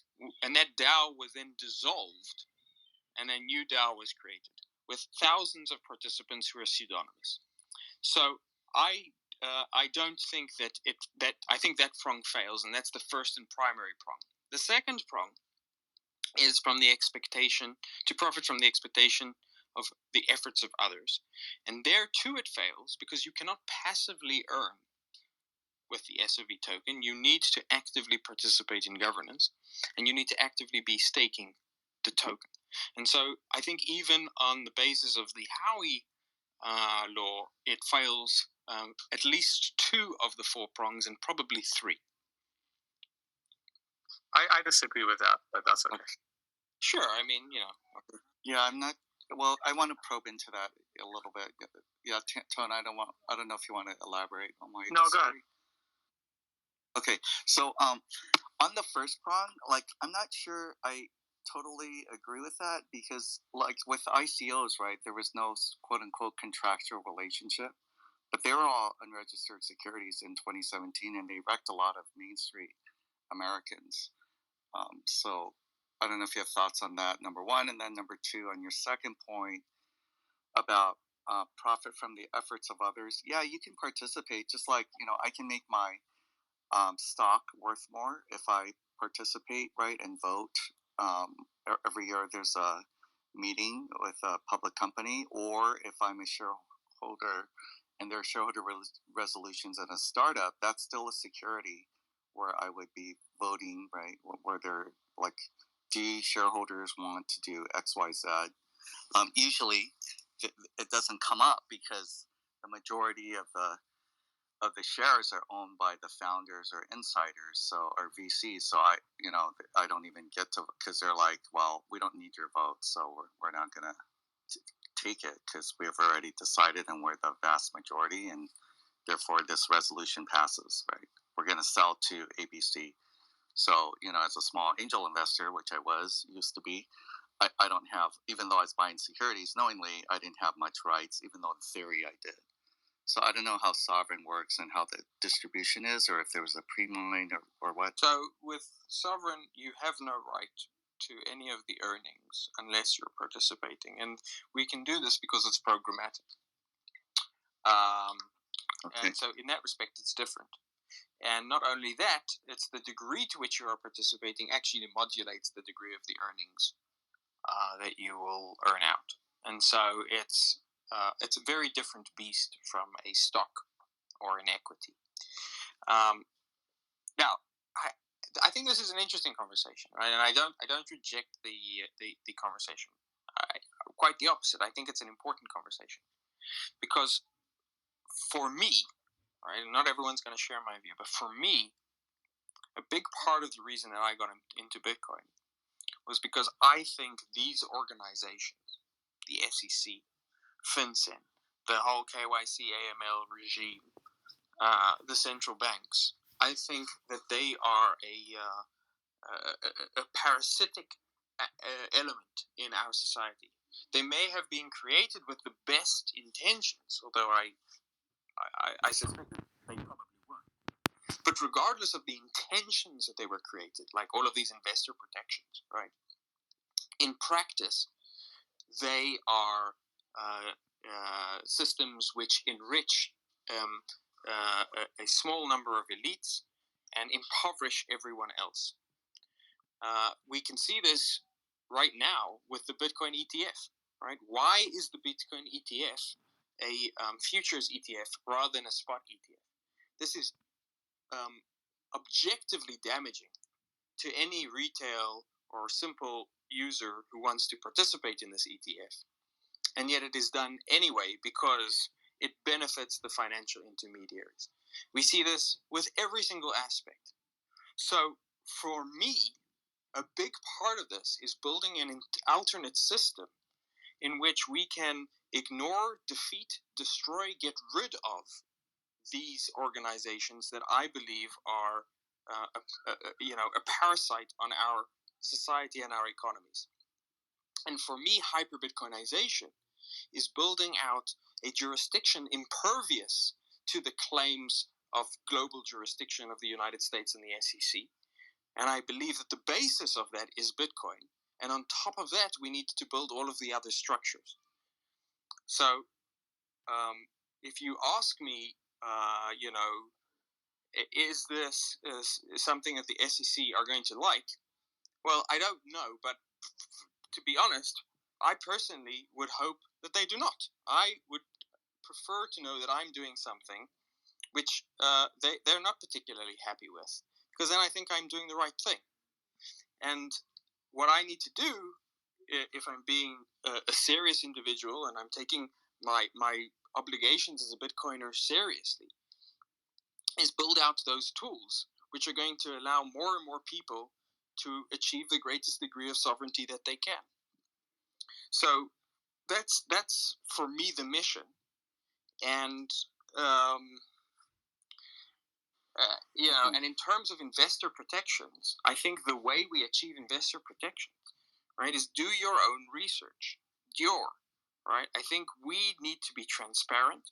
I think we the sovereign community goes to great efforts to be transparent, to be open. It's permissionless access. Anyone can participate in it. There's an extensive wiki. The code is all open source. I think this is far better than writing, a 50-page document that nobody is ever going to read. Yeah, I agree with that 100%. Let me say it like this. This is the way I view that. I'm a big believer in personal responsibility. I think freedom and personal responsibility are inexplicably, or not inexplicably, but that's the wrong word. But they're intertwined. Inextricably. Thank you. That's the word I was looking for. Terrence. This is the reason I have Terrence up here. He's like my human dictionary thesaurus. He can translate what I'm trying to say. I think they're intertwined in a way that they cannot be removed from each other. And we've lost that as humans. Like, we've become so dependent on the nanny state. People have grown up in this nanny state where they expect the government to protect them and take care of them, make all their decisions. It's destroyed our critical thinking ability. And we have to take responsibility for our own crap. You know, if you're an accredited investor and you want to buy into some kind of deal that you can only buy into, you're expected to read the entire fucking prospectus, right? What does that mean? It means you need to take the time to understand something. And if you don't understand it, don't get involved with it. That's the bottom line, right? So I see both sides of this argument. I understand what Tone's saying. Like, the main concern, I think, and I'm still not 100% like decided on this. I want to learn more about it, and that's the reason why we're doing this today, is whether sovereign can be controllable by a small group of people, because that completely defeats decentralization. I don't think there's an issue with the whole pre-mine / pump and dump thing. It doesn't sound like that to me. Maybe I don't understand it fully yet. Right. But the main thing, I think, is, can it be controlled by a small group of people? But I also see Yago's or Edan's side, right? And that is, we are in the middle of a monetary reset. Everything is changing, right? If we rewind the clock 10 years, why does the SEC think they have global jurisdiction? Remember where all this came from. They don't. No, I know they don't, but they think they do. Why? Because no, they don't think that. They just go after anybody who's selling to U.S. investors, who could be anywhere, right? Some of us are expats, right. But so that's what they think. Let me finish that thought, though. If you look at sort of if you look at the behavior of all of these regulators that sort of believe they have extra jurisdictional regulatory authority, right? Where does that? Yeah, I don't agree with that premise, to be honest. I don't think they do that. I'd like whoever has the best evidence of them doing that, please post it in the net. I'm gonna give you the evidence. Let me finish the thought. Which evidence? All right. Okay, sure. There's a book called Treasury's War. It was written by Juan Zarate. He worked in the Treasury. He's the guy that came up with a strategy of weaponizing the US dollar. All right, so what does that mean? It means that because the United States dollar is the reserve currency of the world, and you want to move, if you're a bank, let's say you're a bank in any country, pick a country, it doesn't matter, but you want to transfer US dollars, historically that is all moved through New York, through specific banks that handle those transactions. So if you're a bank, you don't get to just transfer that money to another bank in another country. If it's US dollars, you have to go through the United States. That is what we call a choke point. So they figured out that they can basically make the entire world do what they want, because if you're a financial institution and you don't comply, they can just turn off the switch, flip the switch. You can no longer transfer US dollars. And if the US dollar is the world's reserve currency, you're out of business. Right? I agree. As soon as they figured that out, that's when you started seeing all kinds of US regulatory agencies starting to exercise extra jurisdictional authority outside the jurisdiction of the United States. So I think what Edan is getting at is that he doesn't want a future where that exists. And I personally, I think I agree with that. I'd like to see a future where the U.S. doesn't have its boot on the necks of every single person on the planet. I want to see freedom. I look at everything through the lens of freedom. So he's making a conscious decision to do what he's doing. And I applaud that. It's very brave. It's not that different, if you think about it, than what the president of El Salvador has done. By adopting Bitcoin and basically giving the finger to BIS and IMF and everybody and saying, look, We have nothing to lose here. We want a future that's different. That's why we're all doing this, is it not? Yeah, no, it's very well stated. Yeah, go ahead. And look, I agree with that. And Yago, look, I agree with the effort, right? Like it's, I don't like the SEC as much as the next guy, right? And it's great that you are straight up going against it, knowing that that could lead you into some trouble. But there, again, that pre-mine is the big difference between Berkeley going into Bitcoin and something like creating a potential security, right? I'm going to say potential security, even though I do disagree with your views of the Howey test, especially the second one where, and Richard Hart was doing this as well with his token, where it's this thing, it's like, yes, you can't earn new tokens unless you're using the token, but that's not what with intent of profit means. It means that the token goes up in value. And I'm pretty sure that I don't need to use the sovereign token, even though I don't know much about it. I'm pretty sure I don't need to use it in order to speculate on its value. And that's the final piece of the Howey test. And look, and going back to what I forgot who said it about people need to take responsibility and think critically for themselves. I agree with that also. And yes, people are kind of became dependent on the SEC to do that for them. But this is also why I do what I do. And I try to warn everyone not to invest in any speculative ICO or any creative token, right? So this is a free market. And even without the SEC, I'm not speaking on behalf of the SEC. I warn people, hey, what you're doing could get you, arrested by the Justice Department who work with the SEC. But at the same time, I want anyone not to get involved in any project that has a speculative token for what was just stated. You don't understand it. And I've spent enough time in this space to know. Now, of course, a few will slip through the cracks and become, very, very profitable as speculative tools, Ethereum being the front runner here. But 99% of them have completely collapsed. And 99% of them will continue to completely collapse. And at least I'm smart enough to know I don't know which 1% is going to succeed. So I warn people to stay away from pretty much all of them, regardless if the United States controls the world or not. I Okay, agree so with what you're saying, Tone. I think it's important that people, look, I think it's important that people have the ability to invest in whatever they want, but I have no desire to be involved in something which is so speculative as to be close to a scam. One of the things that we did when the first SOV tokens were sold is that they were sold by the protocol, and they were sold only to people who had already been transacting on the system. In other words, no new people were allowed to use to participate. It was only people who had been actively trading or lending or providing liquidity into the system.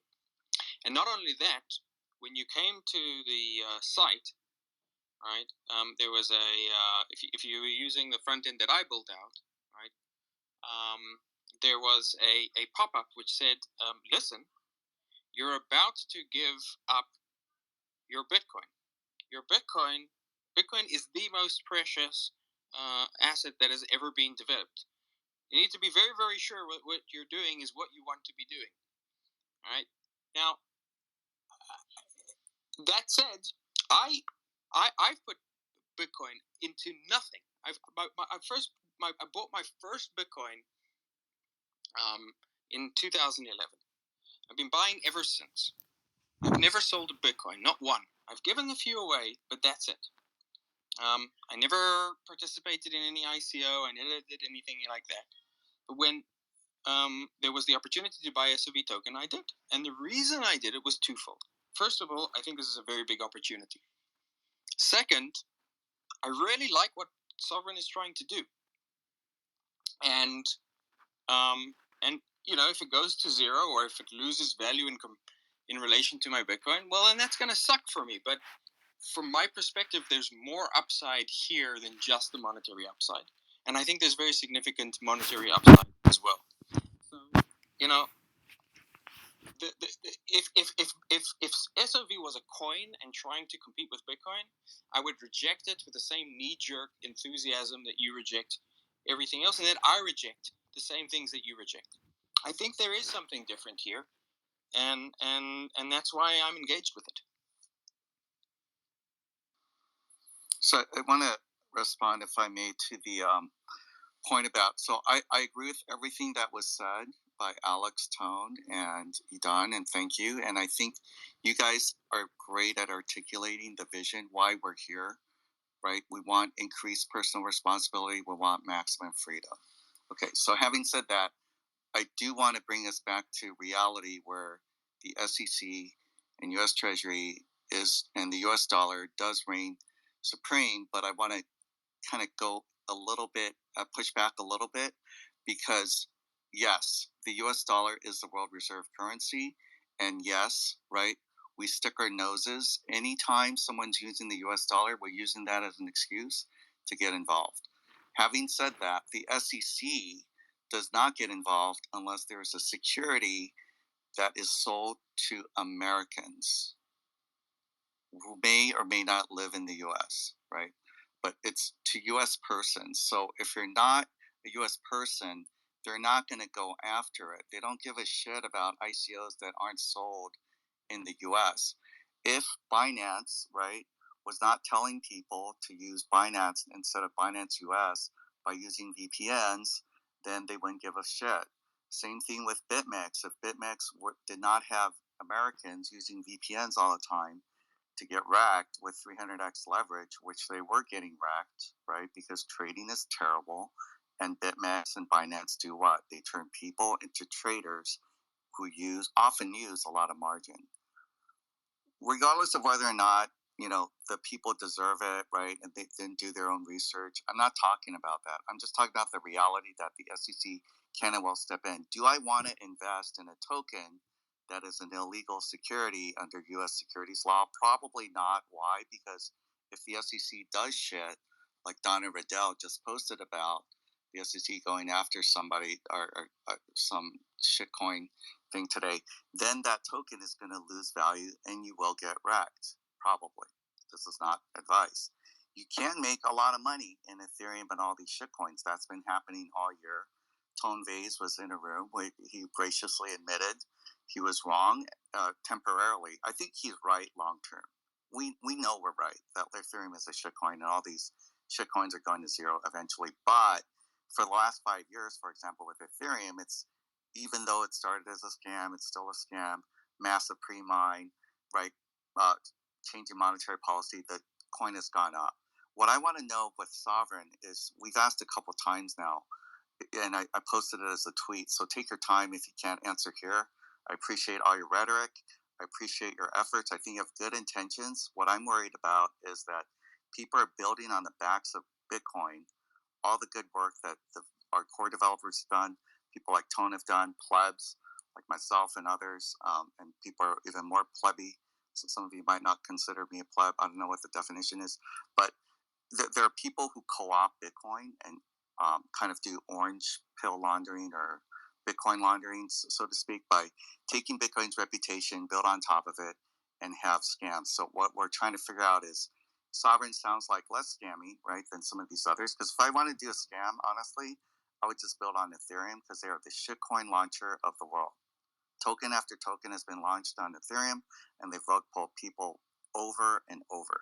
So I respect that Sovryn's trying to build on Bitcoin, but there was Richard Hart, there was other people who were back Bitcoin maximalists, and they turn into shitcoiners.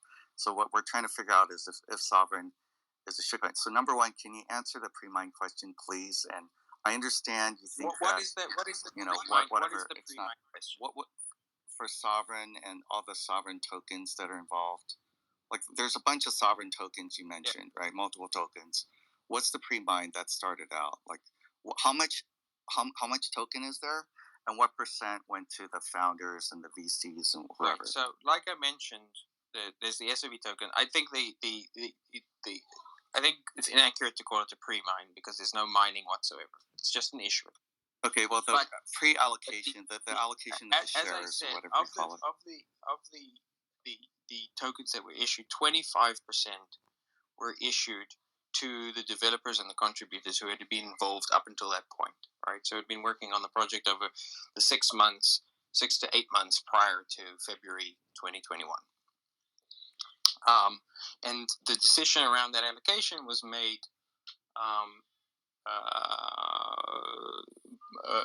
and ratified by a separate DAO, right? That was like formed for the purpose of instantiating Sovryn.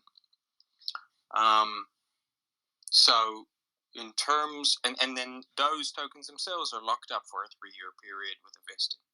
So in terms of how much went to the core team that that you can consider the founding core team, it's 25% of the tokens. So based upon that, I mean, I think it's pretty clear how the SEC would view Sovryn. I don't think so. We've spoken to more than one law firm, American law firms as well, right? I've spoken to several. Do you have a legal opinion or anything in writing from them, or yes, you just talked on the phone? Yes. Okay. Is that something you can share? For my own personal satisfaction, right? Because as I was getting involved in. Oh yeah, reasonable people can disagree, right? I'm just saying. What I'm saying is I got a legal opinion for myself, right? Because I wanted to feel confident that I was. Would you be able to share that so that people who buy Sovryn can feel more assured? Because we have a lot of Americans who might want to buy Sovryn. They might buy more or be more inclined to buy it if they see a should opinion or will opinion. I'm a former lawyer, so I'd like to look at the opinion. You can DM it to me. If you can't do it, don't do it. I don't think I would be willing to share the opinion that I received personally, but I think I could look to get one, which is more general, right? If you paid for it, it's your opinion. You have the right to not share it or share it. So if you don't want to share it, I would like to understand why. I would probably talk to the lawyer who provided it before sharing it. Yeah, but in any event, you could also redact it, right? Just say it came from a top 100 law firm by revenue in the U.S. AmLaw 100 law firm. You don't have to say what it is, or whoever the law firm is, and then just kind of redact their name and whatever. We can just look at the key part, the meat of it. Sure. Because the reason I bring it up, it's not to attack you. It's because we did this with credit default swaps, and we did this with bankruptcy remote subsidiaries, right, on Wall Street, where we, like all these investment banks, that they come up with AAA rated subsidiaries, right? So they would all be should opinions because the law wasn't crystal clear. So we would have should opinions. The shittier opinion is more likely than not, and then there are these random opinions that aren't worth anything. Yes, I agree with that. So, look, I mean, my background is, before this, I was running a financially regulated firm, regulated by the FCA out of the UK, focused on payments, remittance. So, I'm not, and that was the second financially regulated firm that I'd founded and was CEO of. So, I have some experience in the regulated space, and my brother, who has worked with me on Sovryn and a number of other Bitcoin projects, is a lawyer who has focused on crypto. And so, once we felt satisfied that we were not putting ourselves at risk,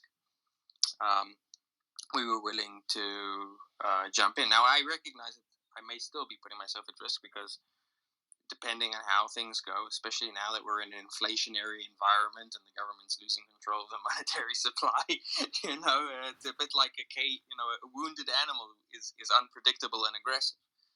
But that's okay. I think things don't change unless people take some degree of risk, and I'm willing to take a degree of risk. Whether or not that should dissuade people like yourself who are U.S. citizens from wanting to purchase SOV, I mean, that's absolutely up to you. And I think that, if you don't want to, of course, it's even during the course of the conversation that we've been having now, or if you look at Sovryn's Twitter, Our major goal is not to try get people to buy SOV. And it's not something we speak about frequently, because the goal here is to build the best products we can, the best tools and protocols around Bitcoin that we can. And SOV, in that respect, is incidental. And I think in that way, it's very much. But why do you need the token? Like, this takes me back to Tone's he explained. He explained why, Terrence. He explained why they needed a token. The token was a way to fund the project. Like, they didn't have VC money. Okay, I mean, the token was 100% used to pay for the development of the project. So it's that, but it's also because it does require the ability to make protocol changes with a much greater frequency than occurs with Bitcoin, right? Parameter changes around lending rates, for example, are something which need to happen with some frequency. The ability to make changes. Okay. With the governance component. With the governance component, which again is debatable whether it's necessary. Yeah. Okay, guys, listen. I don't know that we're going to settle this today.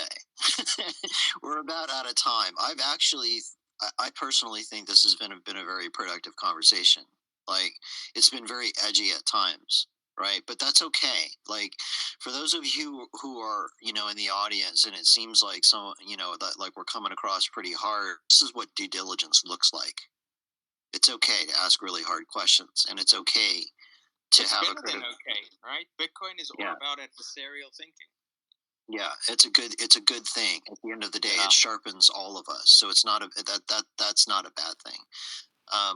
But I don't think we're going to settle. Like, in my mind, there's still questions around centralization and control and stuff like that, and I want to know more. I'm glad we've done this today because I've learned a shit ton, and I want to learn more. I hope people in the audience have enjoyed this and have learned from it. We have a ton of people who are requesting to come up. I'm sorry, we just don't have time.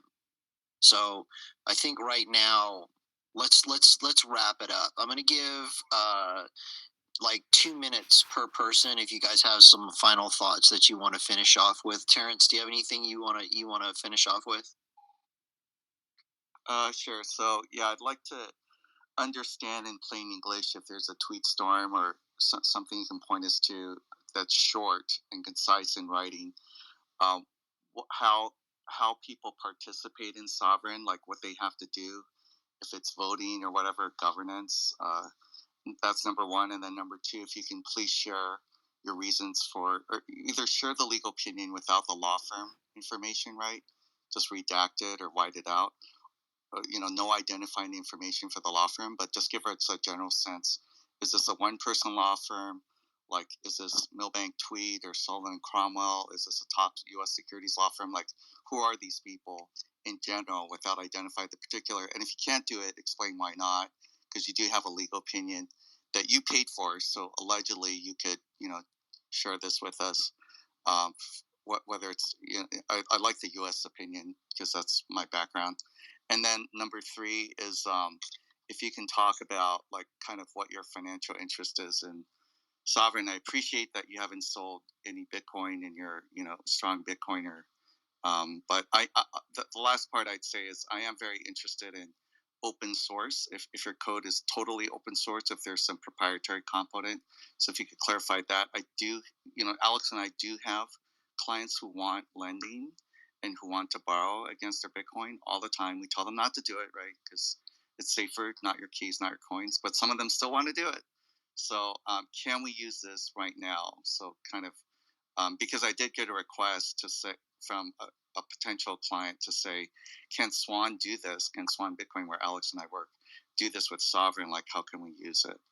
And then I'd be very interested in hearing like what, if you could tag Tone Vays as well. I'd be very interested in hearing what Tone thinks, because to me, Tone is a great actor in the space and keeping us safe from scams. He's saved a lot of people a lot of money. Thanks, all right, Tone, 2 minutes, brother. On me? Sorry. On me, Alex? Yeah, Tone, please go ahead. Cool. 2 minutes to wrap. Start my timer. All right, I'm going to try to make it quick. Thanks, Terrence. And so I do recommend, I know we focused on the legal side of it, But when I did a series called Crypto Scam on Ethereum, I mentioned 4 problems with Ethereum. One of them was legal, and that's the one we were focusing on, the SEC side. Then there was a whole concept of, is Ethereum decentralized? Are smart contracts needed to be decentralized? And then there was the whole token issue. Like, why do you need a token to run these products? I know this is why, like, if the legal SEC side is not a debate, we can then properly debate the subject of is this thing centralized? Is it needed the way it's built? I didn't get into that side of it. We stuck to the legal side. And I do, if people are interested in that legal side, I do recommend my old law shows on YouTube. It was called the Bitcoin Law Review, where we focused a lot on this. And the one particular episode, which wasn't a law review, it was it wasn't even on my channel, it was on the World Crypto Network. The series was called On the Record with Reggie Middleton, when Reggie Middleton went to launch the Veritasium token. And I did my best in that interview not to blatantly tell Reggie, dude, the SEC is going to arrest you. And that's actually what ended up happening eventually. And he did his best to make sure that token doesn't violate anything. So just be careful on that front. And but yes, on a different discussion, we should have another one of these debating the decentralization merit of the project, whether it had a token or not. Yeah, I personally would be very interested in learning about that, more about that aspect, because that would be one of my concerns as well. Okay, Edan, you're the guest speaker for today. You get the last word. 2 minutes. All right, so thank you very much. It was great having the opportunity to speak with you guys, and I think you guys have touched on points which are exactly the kind of questions that I asked myself when looking at Sovryn, and that I ask myself when looking at any project.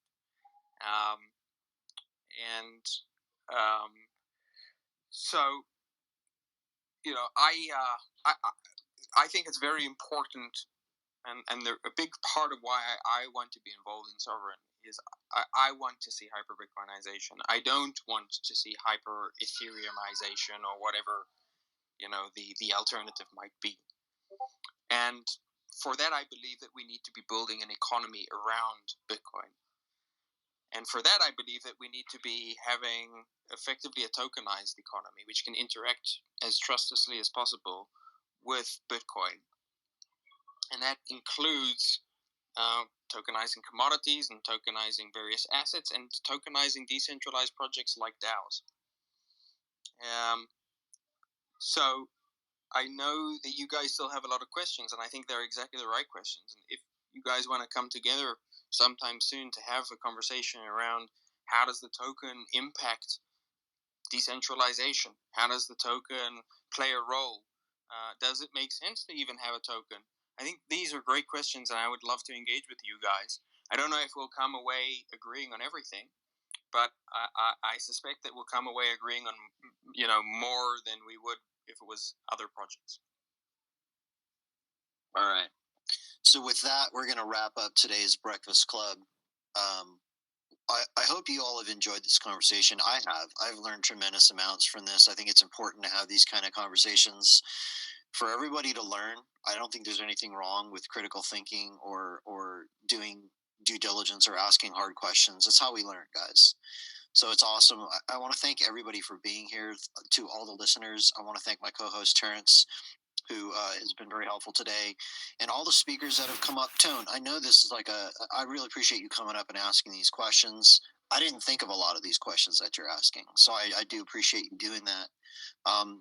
The speakers that have all kind of shared their wisdom, and Edan, thanks for participating and sharing everything we know about Sovryn.